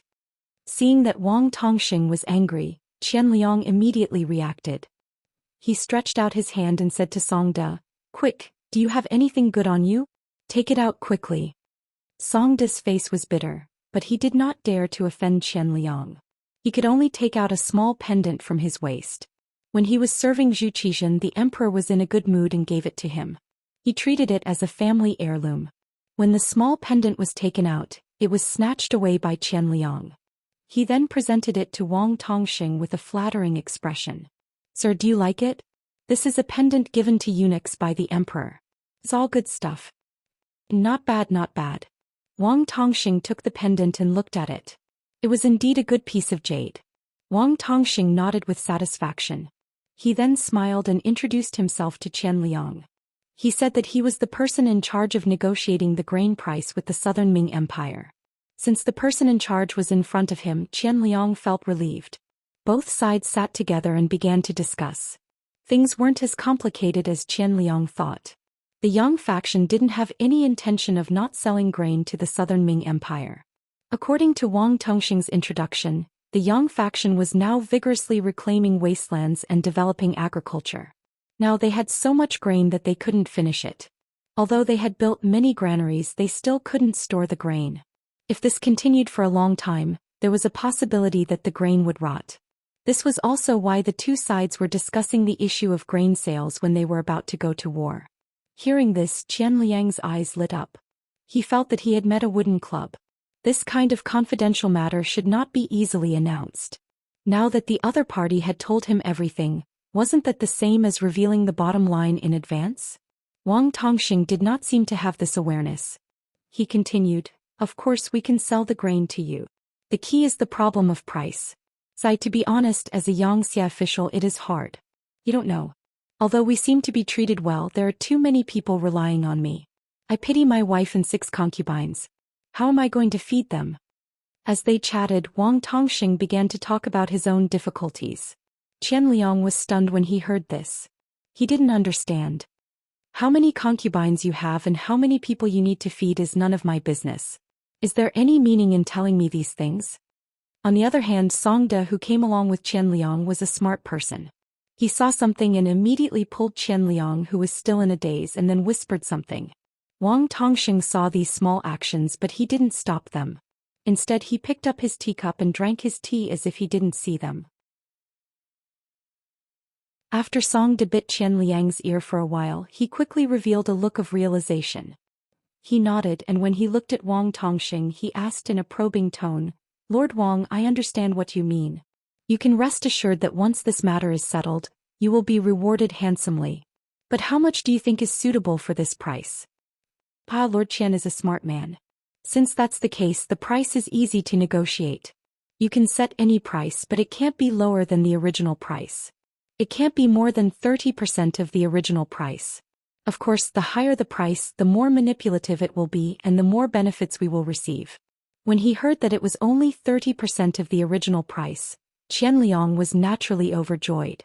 He opened his mouth and wanted to agree, but when he heard that the higher the price, the more benefits he would receive, he immediately shut his mouth and his mind began to wander.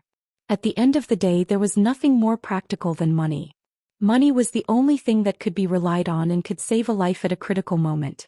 As long as he had a large amount of money, so what if he didn't want to be a commander? He could be a rich man and enjoy life, couldn't he? The temptation of the silver made Qianliang's eyes light up, but he still carefully asked, Lord Wang, if that's the case, what if we double the original price of the unit price?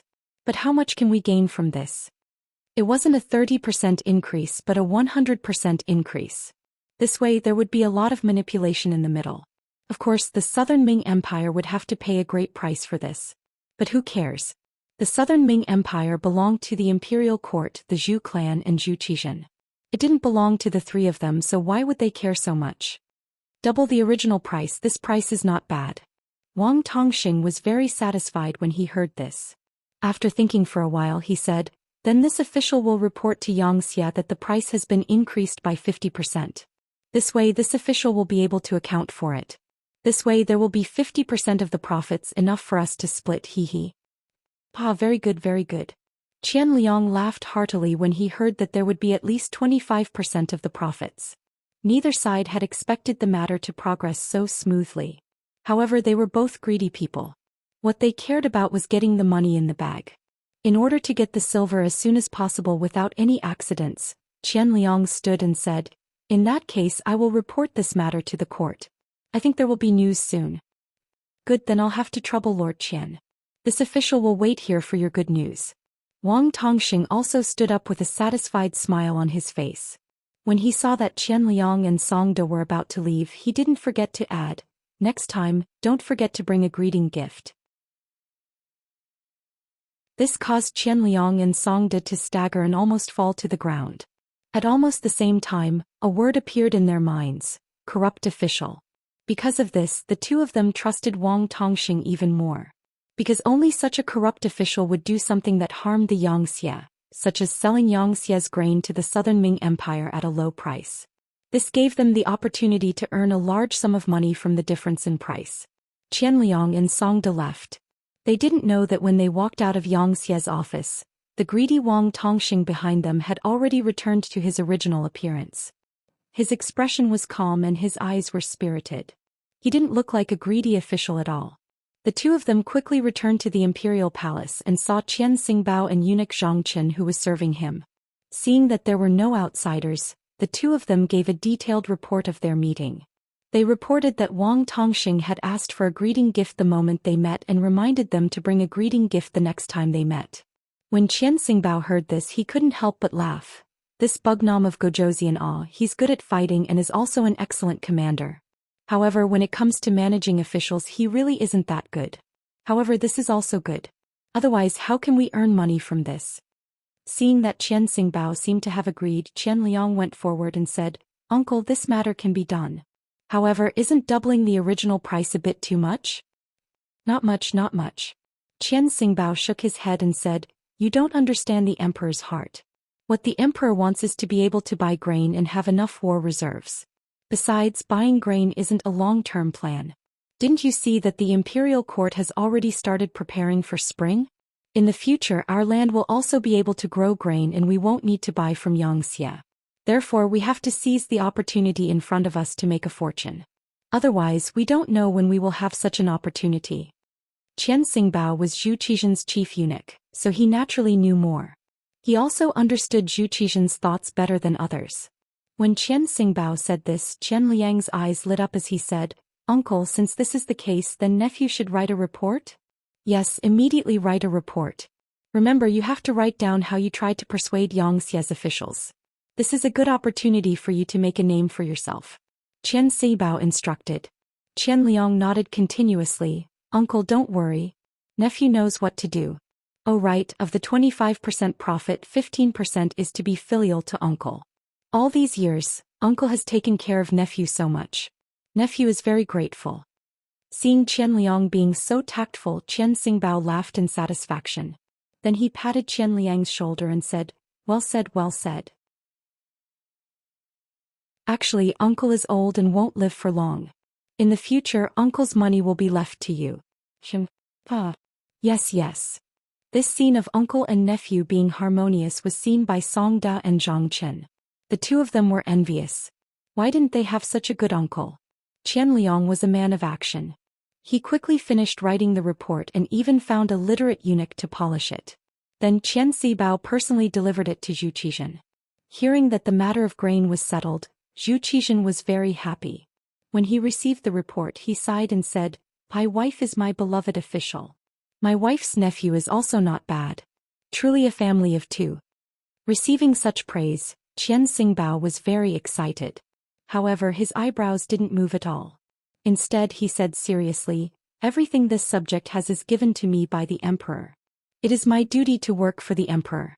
I don't dare to be greedy." Good. Seeing Qian Xingbao's neither arrogant nor impatient appearance, Zhu Qian was even happier. He opened the report and read it. Then his expression became more serious. He said with displeasure, "Why is the price so expensive? Our financial pressure is too great." Knowing that Zhu Qian would say this, Qian Xingbao quickly explained, "Your Majesty, there is nothing we can do about it. After all, we are going to war with the Xianxia. As two people who are going to be enemies, it is already very difficult for them to sell grain to us. This is also because Qianliang used the reason that the Han people of the southern Ming dynasty don't have any grain to eat. If we use this as military grain, I'm afraid that the other side won't sell it to us even if we give them mountains of gold and silver."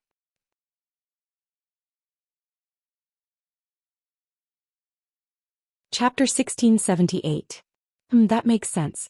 Since that's the case, let's talk about it. But remember, you must buy more. No one knows how long this war will last. We must make more preparations. Zhu Qian felt that Qian Senbao's words were reasonable and nodded in agreement. Since Zhu Qian agreed, Qian Senbao's heart could be at ease. After leaving Qingjing Hall, he called Qian Liang and Song Da and told them to immediately go to Xia's office to settle the matter, so as to avoid any problems or the other party increasing the price. Then he took out a jade ruby that the emperor had bestowed to him and said, "This is a meeting gift for Sir Wang. You must handle this matter well." "Oh, please rest assured. Please rest assured, Qian Gonggong." Qian Liang and Song Da agreed with a smile. After receiving the jade ruby, they quickly made preparations and left the palace. In Xia's office, Qian Liang once again met Wang Tongxing. When he took out the jade ruby, the other party was clearly very satisfied. The following conversation went even more smoothly. In the end, they settled on an agreement to buy 10 million shur of grain first. The salary of the great Ming dynasty's officials was very low. The 7th-rank county magistrate of the Ming dynasty only had an annual income of 90 shur, which was less than 200 taels of silver. They also had to feed a large number of people. In order to dominate the entire southern Ming dynasty's market, Xianxia sold grain at a very low price. 1 shur, about 120 caddies, was originally sold for 2 taels of silver by Xianxia. Now it was 4 taels of silver. 10 million shur was 40 million taels of silver. The actual payment to Xianxia was only 30 million taels of silver. The uncle and nephew of the Qian family earned 5 million taels of silver. After the agreement was settled, Xia's office began to transport the grain. Qian Liang said that the next time they met, he would bring money and make preparations to receive the grain. Both sides happily parted, but Wang Tongxing still didn't forget to say that the next time they came, they had to bring a meeting gift. This made Qian Liang extremely angry. After this transaction, the other party could earn 5 million taels of silver. Wasn't that enough? They even wanted a meeting gift. They were even more greedy than him. After watching Qian Liang and Song Da leave in a hurry, Wang Tongxing said to one of his followers with a smile on his face, "Go and spread the news. The matter is done. We can start now." "Sir." The follower replied and quickly left. Not long after, Mao Mu received news from the liaison team that they could take action. He rubbed his hands together and said to eunuch Zhu Hai, "Little Hai, let's act according to plan." "Yes, eunuch Mao." Zhu Hai's heart thumped wildly. As Mao Mu's trusted eunuch, he already knew that his father-in-law wanted to deal with Qian Xingbao. Previously, his heart had been hanging in the air because he knew what would happen if he failed in such a battle. However, in order to obtain more power, they had no choice but to fight. Fortunately, his master's plan was meticulous. Now that he saw that most of the matter had been accomplished, he could finally rest assured and get to work. Half a day after Zhu Hai left, a rumor began to circulate in Jingdou. If an official wanted to protect himself, it was useless to find a monk to protect him. Mao Mu of the Brocade Guard was the one who had the final say. As soon as the news came out, many officials became nervous. They had just sent a large sum of silver to Monk Qian not long ago. Now that he said it was useless, they had to get the money back and transfer it to Mao Mu. But after all, it was just a rumor and had not been confirmed. Everyone wanted to continue observing and not be confused by this news without a source. What happened next did not need them to linger around. The Brocade Guard suddenly came to the manor of the Ministry of Justice's censor, Xianxia, and took him away. Xianxia's sudden arrest made everyone's hair stand on end. A few days ago, when everyone was drinking together, Xianxia, who had drunk a little too much, said that he had sent 50,000 taels of silver to Monk Qian. However, he had now been taken away by the Brocade Guard. Did this not prove that the rumor was true? No one wanted to be the next person to be taken away. After a discussion, the officials chose a few representatives to enter the palace to see Monk Qian. Since your words no longer have any effect on the Brocade Guard, you should return the silver we sent and we will send it to eunuch Mao Mu. In short, we don't care how you fight, but don't encroach on our power. One official was not scary.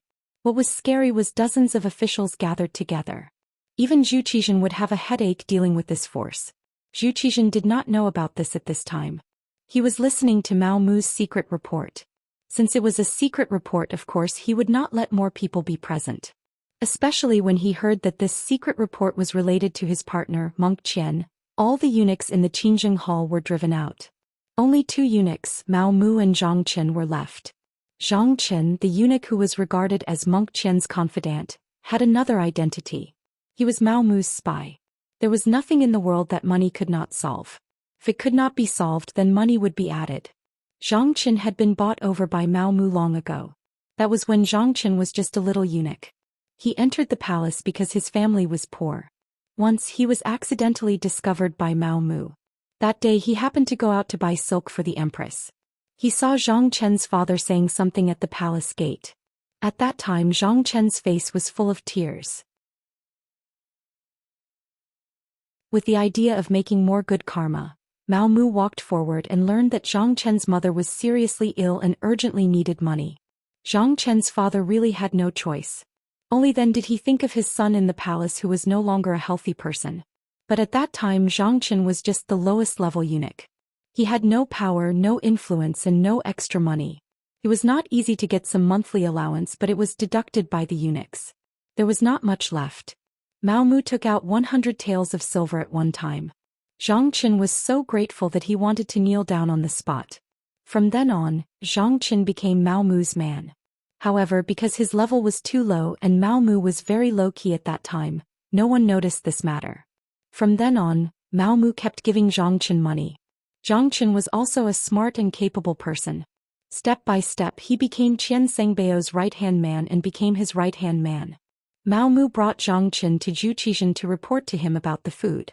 When Zhang Chen knelt on the ground and told Zhou Xian everything he heard from Qian Xingbao, Zhou Xian's face was gloomy. He admired Qian Xingbao very much. He felt that Qian Sengbao's words and actions were in line with his temperament. Therefore he kept him by his side and treated him as an existence like Wang Zhen. Wang Zhen grew up with Zhou Xian. Otherwise he would not be called Zhou Xian's partner. In contrast, Qian Xingbao came to Zhou Xian's side later. The reason why he was called Zhou Xian's partner was a kind of commemoration. It showed that the emperor did not forget Wang Zhen in his heart. In fact, they were not at the same level at all. If Wang Zhen did something out of line, Zhou Xian would at most punish him verbally. After that, he would still be in an important position. But if it was Qian Xingbao, then it would be different. This was someone who could be replaced. After all, he was here to replace Wang Zhen. When he heard that Qian Xingbao, his most trusted eunuch, actually extended his hand into the food business and caused the Southern Ming Empire to lose 10 million taels of silver in one go, Zhou Xian had already sentenced him to death in his heart. Zhou Xian could tolerate Qian Sengbao's small mistakes, such as accepting bribes from some officials. But when it came to major issues, he absolutely could not tolerate it. Beloved Minister Mao, is this true? Zhou Xian still maintained a trace of calmness in his mind. He knew that he could not only listen to one side of the story. It is true. Reporting to your majesty, after this subject found out about this matter, this subject has already done an investigation and sent people to question that official from the Yang family. This is the other party's testimony. As Mao Mu spoke, he handed over another memorial which recorded Wang Tongxing's testimony. The Southern Ming Empire's officials naturally could not do anything to Xianxia's officials. However, Mao Mu was different. He was originally Yang Qindong's person. Wang Tongxing's mission was to cooperate with him. This time he would naturally betray Qian Liang and the others. Zhou Xian reached out and took the memorial. After reading it, he was burning with anger. He sternly said, "Someone come bring Qian Xingbao over to Zhen." As soon as the decree was issued, a small eunuch came over and knelt on the ground, trembling as he said, "Your Majesty, there are many officials outside. They're all looking for Qian Fengbao. They said that Qian Fengbao accepted the money but did not do anything. They are clamoring for a refund." What happened? Zhou Xian was stunned when he heard this. His gaze naturally fell on Mao Mu, who was standing there with a calm expression. Reporting to your majesty, something must have happened because Qian Fengbao accepted the money from those officials. Your majesty, Qian Fengbao had already informed this subject before. However, the problem is that Qian Fengbao wanted to protect too many people. Many of them are problematic officials. They said very negative things in private. They said that our Southern Ming Empire is not a match for Xianxia. If we must go to war, it would be like smashing an egg against a rock. There were also some who persuaded our Southern Ming Empire to submit to Xianxia. It is absolutely impossible to not capture such people. Otherwise there will be a big problem. Qian Fengbao still wanted to protect them. This subject was also in a difficult position. However, considering the imperial court and our Southern Ming Empire, this subject still sent people to capture them. There was no need to say anything more. Zhou Xian had already figured out the whole story. He really did not expect that Qian Fengbao, who had always seemed very loyal, would become like this. He actually wanted to affect the Southern Ming Empire's plan with his own strength. He even won over so many officials. The most important thing was that the other party came knocking on his door. It was truly a display of incompetence and greed. There was no need to use such a person anymore. There was also no need to leave any face.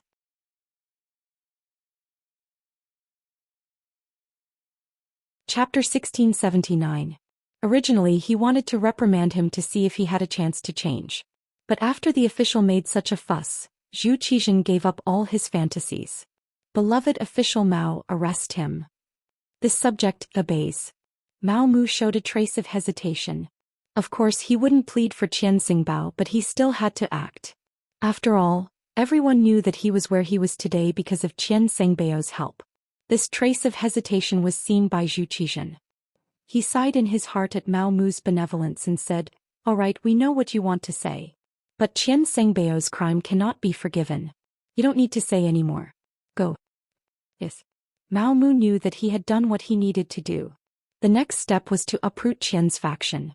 Without Qian Xingbao, the entire group of eunuchs would be in his hands. This way he could finally play a role in helping Yang Qindong.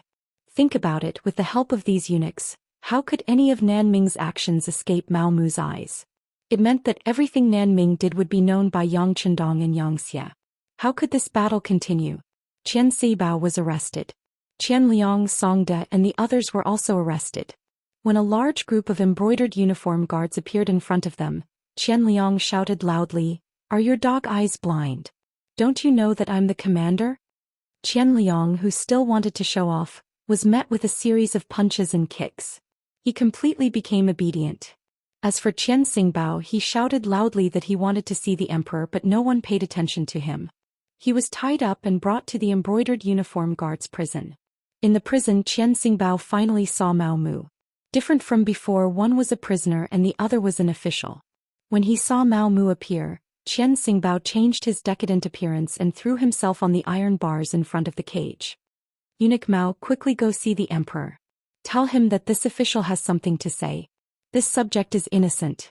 At this time Qian Xingbao still had a commanding tone which really made Mao Mu unhappy. At this time he didn't need to lower his head like before. He changed his attitude and raised his head. What? Eunuch Qian still think that the emperor wants to see you at this time? Think about all the wrong things you've done. His Majesty has been accommodating you again and again, but how did you repay him? You embezzled 5 million taels of grain, you really have a big heart. After a round of sarcasm Qian Xingbao, he roared, I know, it was all you, it was you to me. You were the one who instigated me to take on this matter. Goody. How? Looking at Qian Xingbao who finally understood everything, Mao Mu only shook his head. A defeated general was no longer worth him wasting any effort on this person. She reached into her bosom and took out a piece of white silk and threw it into the prison. The emperor said that since you have served him for so many years, he will give eunuch Qian a dignified death. Kill yourself. Finishing, Mao Mu turned and left. Ignoring Qian Xingbao's angry shouts and pleas, he headed in the other direction of the prison. Wang Zhu, Qin Sun and the other court officials were locked up there. After these officials were captured and sent to the discipline prison, they really didn't suffer much. They were arranged to be in a clean single room. Every day they were fed well. There was paper, ink and brush in front of them. On the surface, it was for them to report their problems, but on the surface, it was for them to practice calligraphy.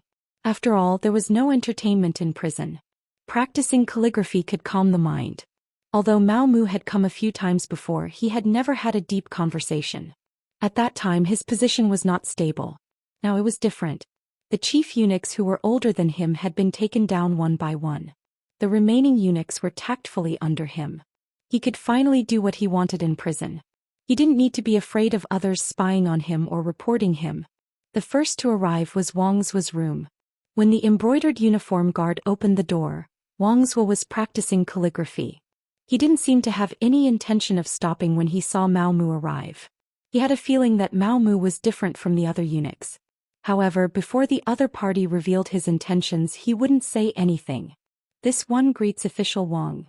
When there was no one else in the prison, Mao Mu immediately gave a junior's greeting. Wang Zuo finally put down the brush in his hand. He turned around and said, Why is eunuch Mao doing this? Right now you are an official and I am a prisoner.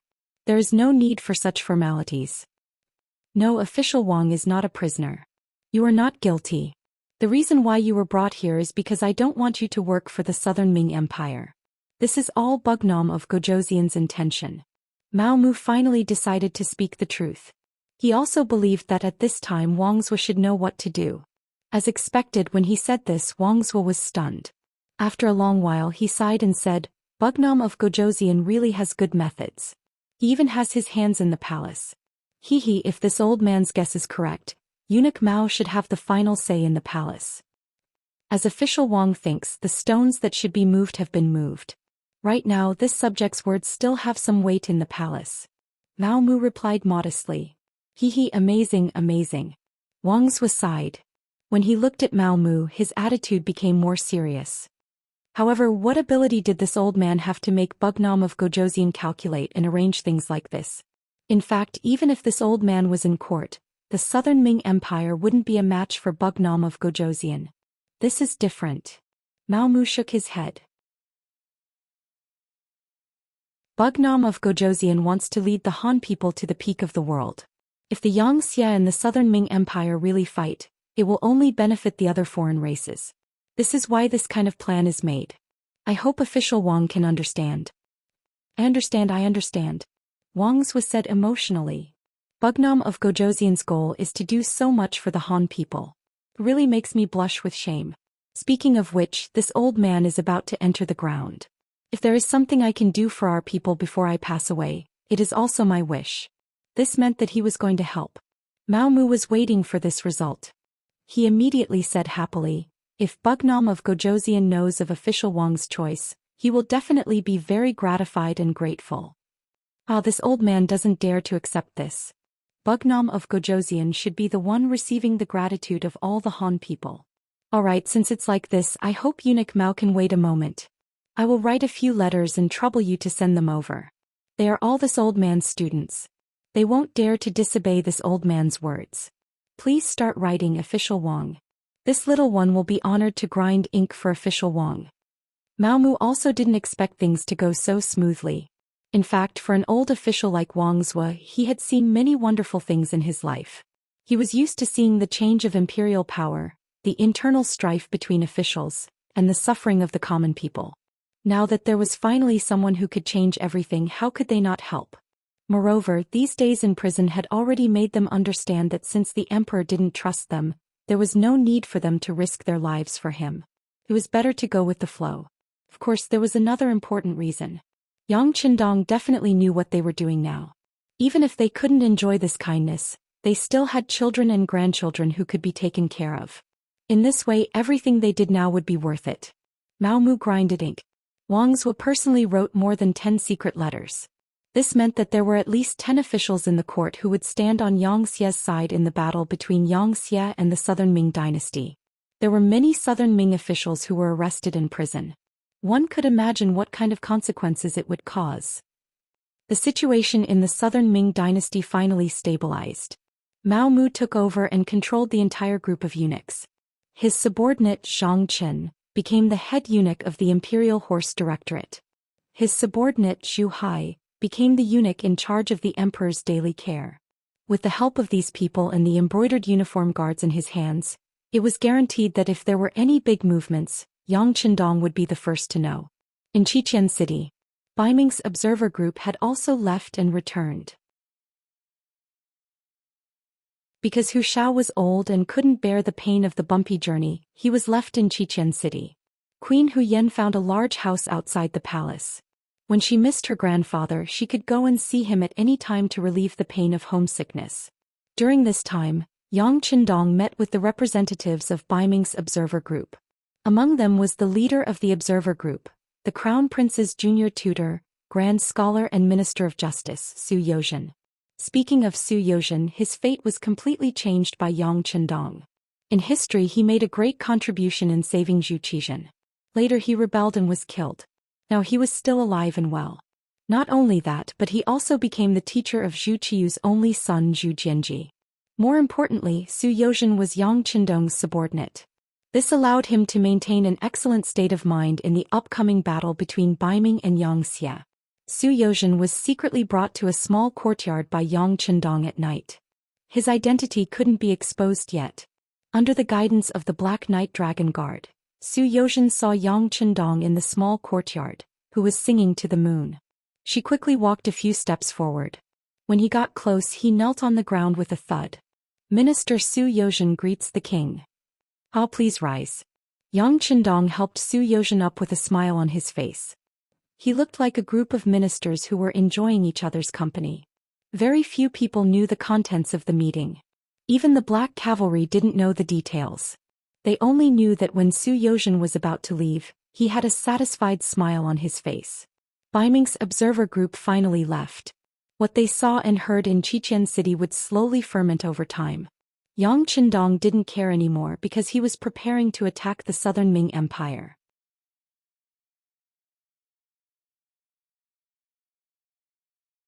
Chapter 1680. Zhu Qian actually dared to let Chao Jixiang work with Yang Qindong to deal with him, and even created an imperial edict to confer the title of the new Bugnam of Gozhouzian. This was equivalent to creating an excellent excuse for Yang Qindong to attack the Southern Ming Empire.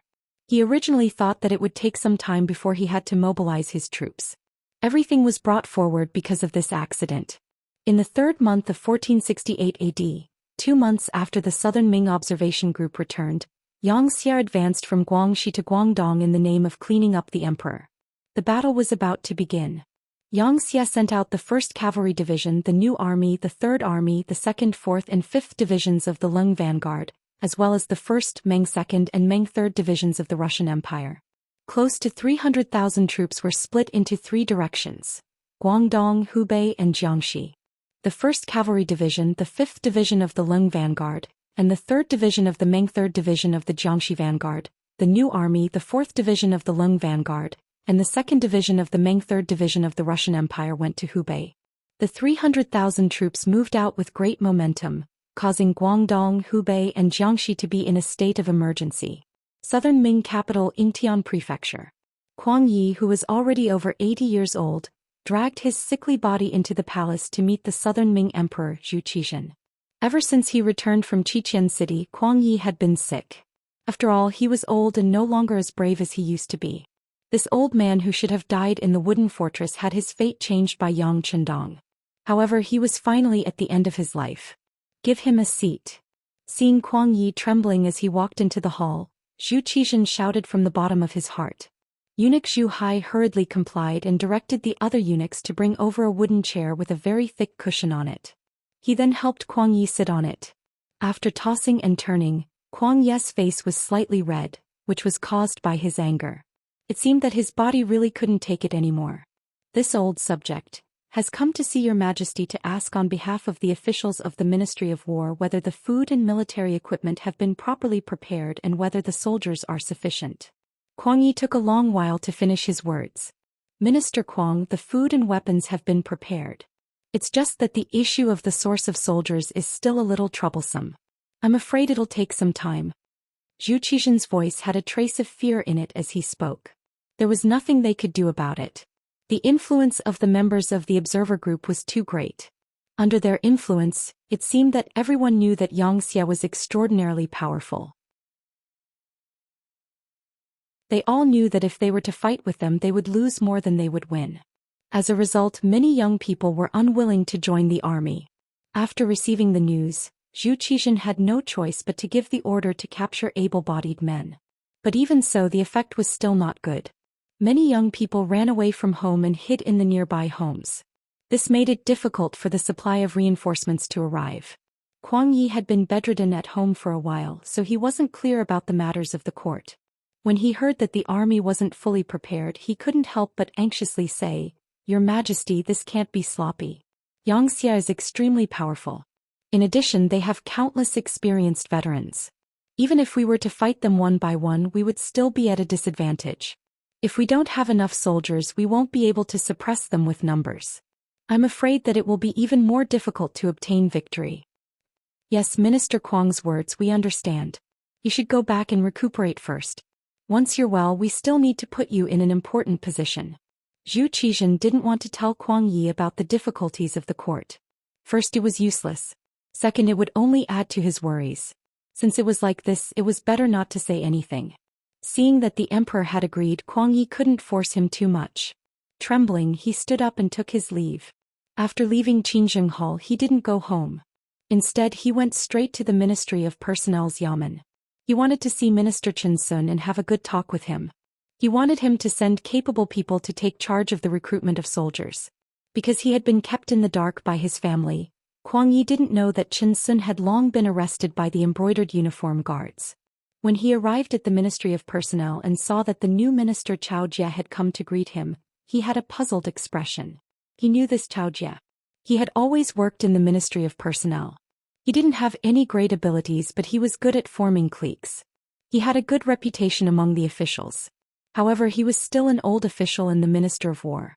What was the meaning of sending Chao Jie? He immediately said, "This old man isn't looking for you. Tell your Minister Chen to come out and greet me." "Minister Chen? There's no Minister Chen in the Ministry of Personnel. There's only Minister Chao." "Official Kuang, have you become muddle-headed?"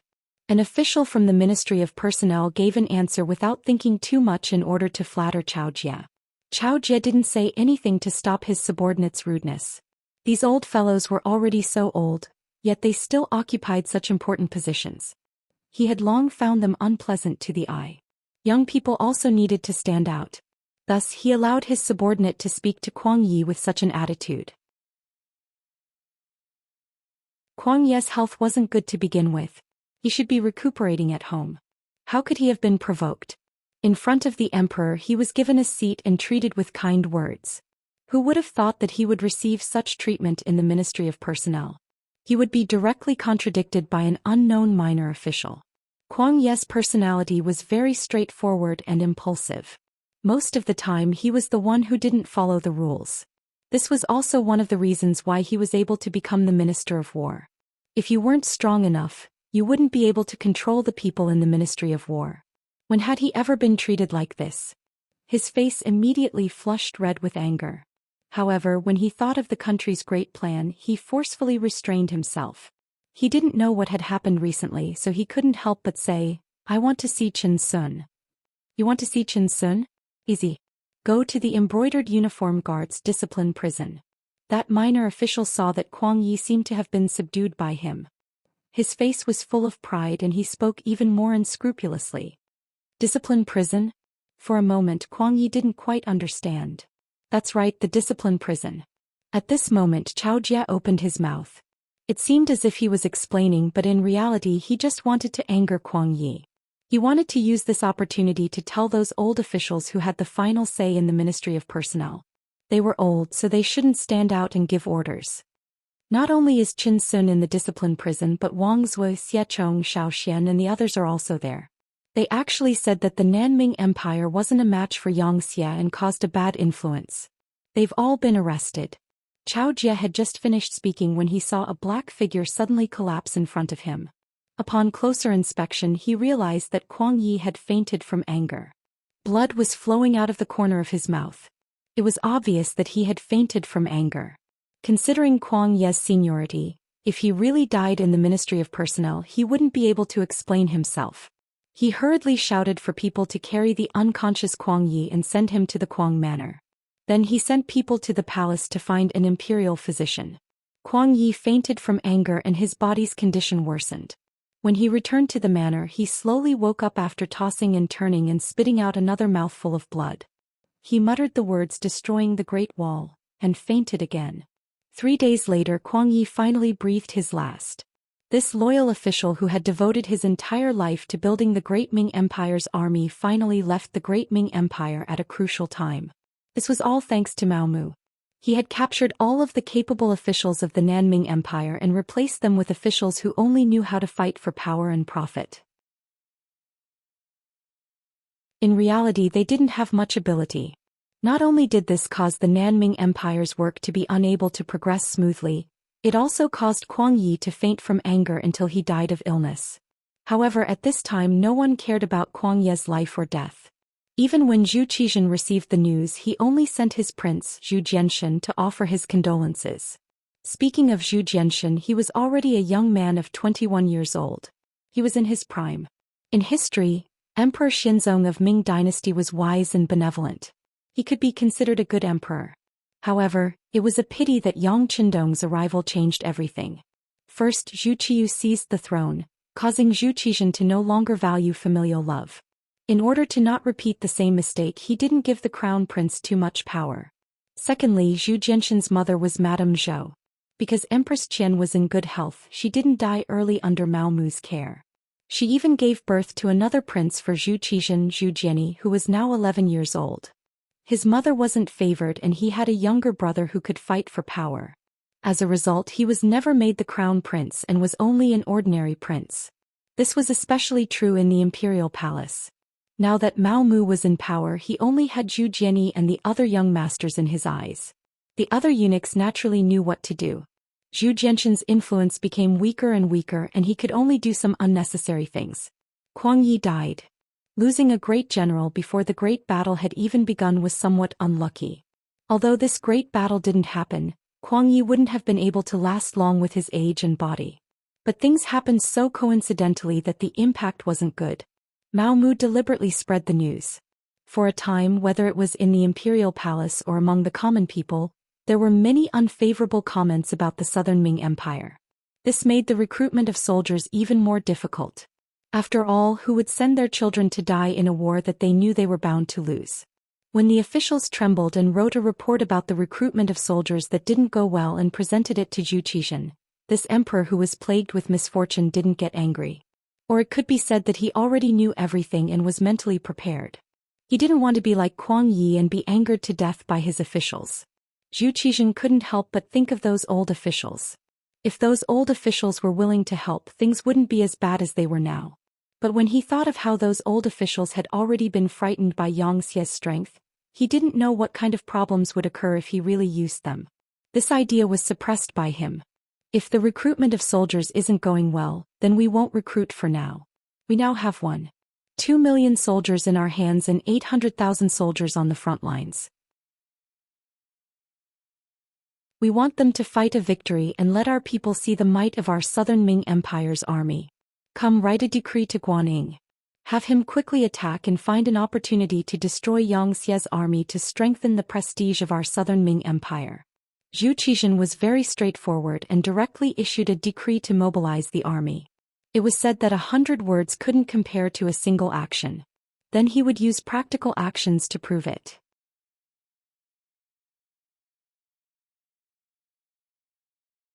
Chapter 1681. Guangdong Provincial Commissioner's Office. Jurisdiction: Guangzhou Prefecture, Zhaoqing Prefecture, Shaozhou Prefecture, Nanxiong Prefecture, Huizhou Prefecture, Chaozhou Prefecture, Gaozhou Prefecture, Laizhou Prefecture, Lianzhou Prefecture, Qiongzhou Prefecture, etc. Of course, Gaozhou Prefecture and Laizhou Prefecture had been taken over by Xianxia's 5-star army. As a result, Guangdong was no longer complete. This had once caused Guangdong Provincial Commissioner Zhou Xian to tremble in fear, fearing that the 5-star army would attack at any moment. Fortunately, the imperial court had negotiated with Xianxia, and both sides seemed to have made peace. However, Xianxia had been assassinated in the capital, and Chao Zhixiang had brought a fake imperial edict to incite Xianxia's servant Yang Lu to rebel. After Xianxia took out the imperial edict from Chao Zhixiang's hands, the southern Ming imperial court naturally did not admit to it. They claimed that it was Chao Zhixiang's own actions and reprimanded it for being fake. However, anyone with a bit of judgment knew that it was definitely Zhou Xian's doing.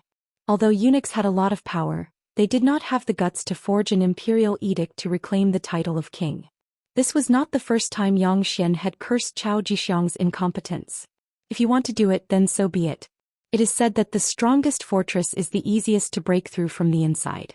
Instigating the people of the Yang faction to rebel is the right direction, but the key is why you didn't succeed, and the evidence was even obtained by others.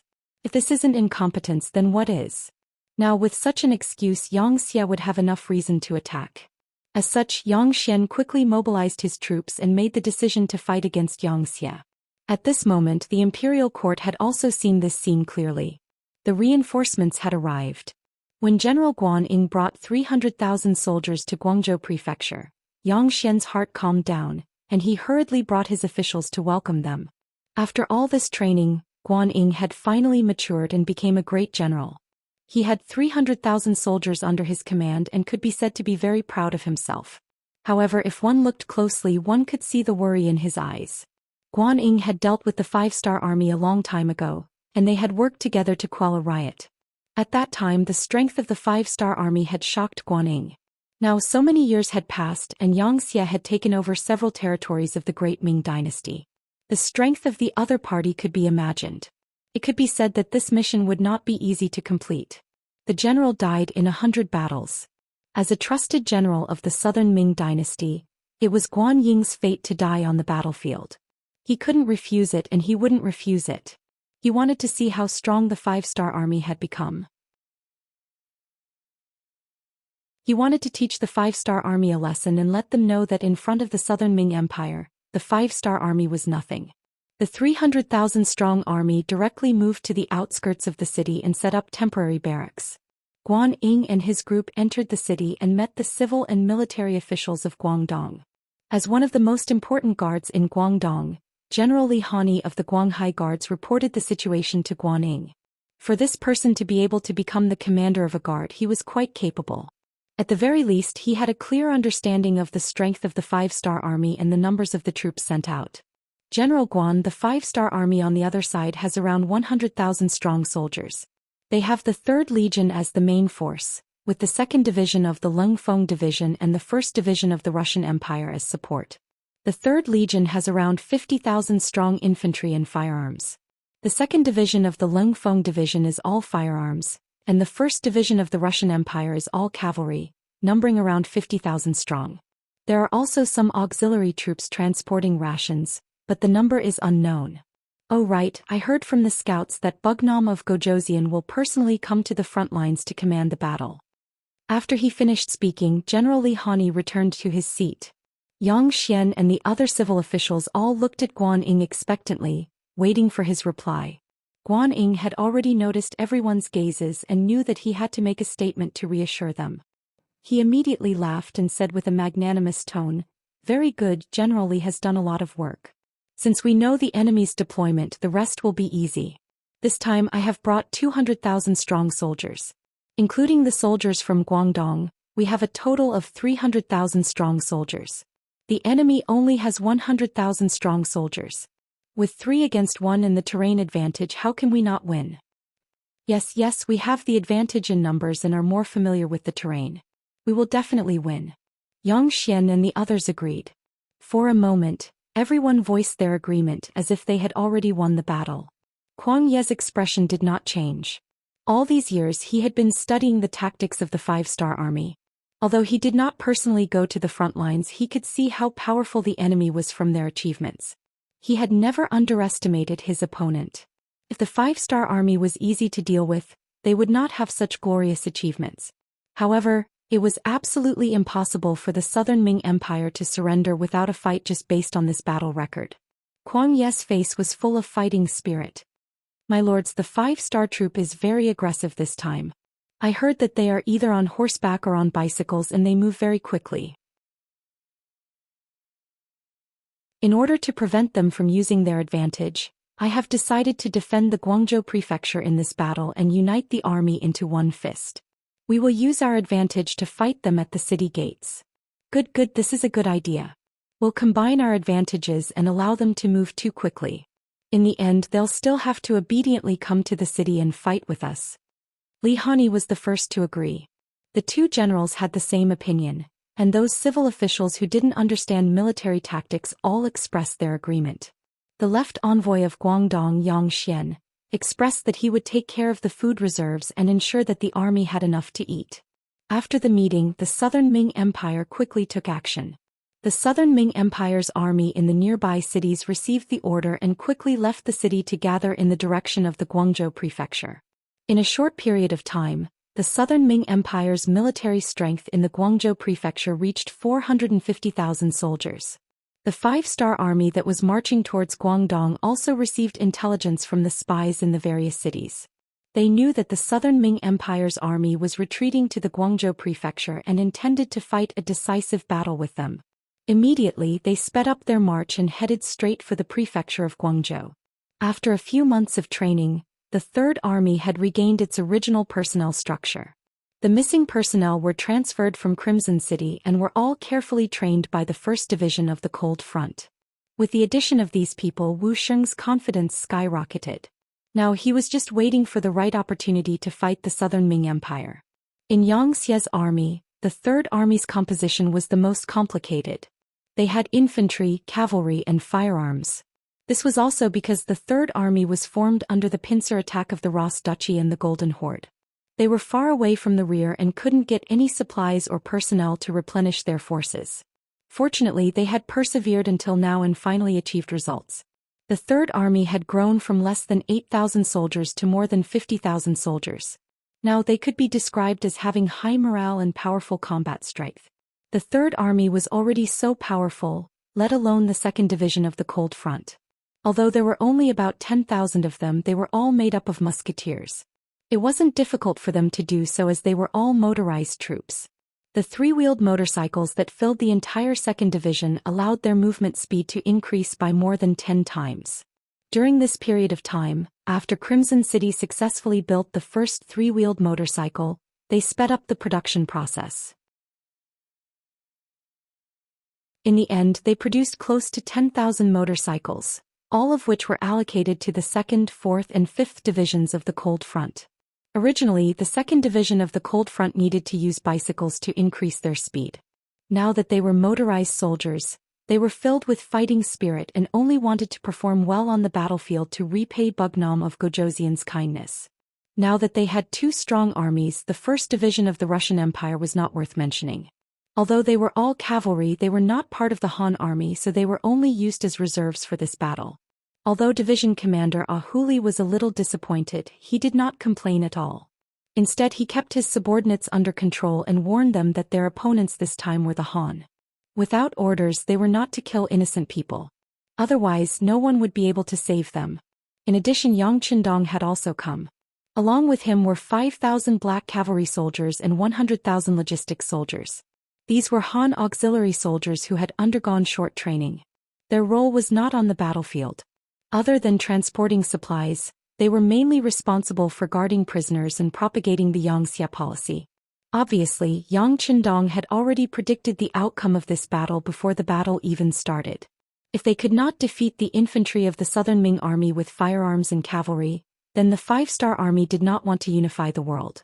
It was better for them to obediently stay in the city and wait for death. With firearms that were much more advanced than this era, Yang Qindong had already treated the Southern Ming as his own backyard. If it was not for the fact that he wanted to conquer this place with the smallest price, the army would have continued to advance after conquering the 3 provinces. What reason was there for a war between countries? That was just a lack of confidence. A true expert would not do such a thing. I am stronger than you, so I want to take care of you. So what? Not satisfied? If not, then come and fight. Just like how the Xianxia conquered other countries, there was no need for a reason. He just needed to beat you until you could not take care of yourself. In the end, you would have no choice but to surrender. However, Yang Qindong believed that he was already very lenient towards the Southern Ming Empire, the land of the Han people. His original plan was to reform them and assimilate them at the same time. In the end, he would be able to take down the entire Southern Ming Empire without shedding a drop of blood. However, as more and more intelligence department telegrams were sent to him, he had no choice but to change his mind. When he saw the telegram that the Southern Ming Empire was preparing for war, it had caused the people to have no way of making a living. They were looking for strong men everywhere to gather food and military equipment. Most of the people were already at the point where they could no longer survive. Thus, he had no choice but to deal with the pain quickly and decided to conquer the Southern Ming Empire by force.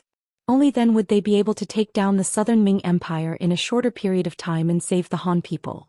You're tuning in to the Zhou Xian's Legacy YouTube channel.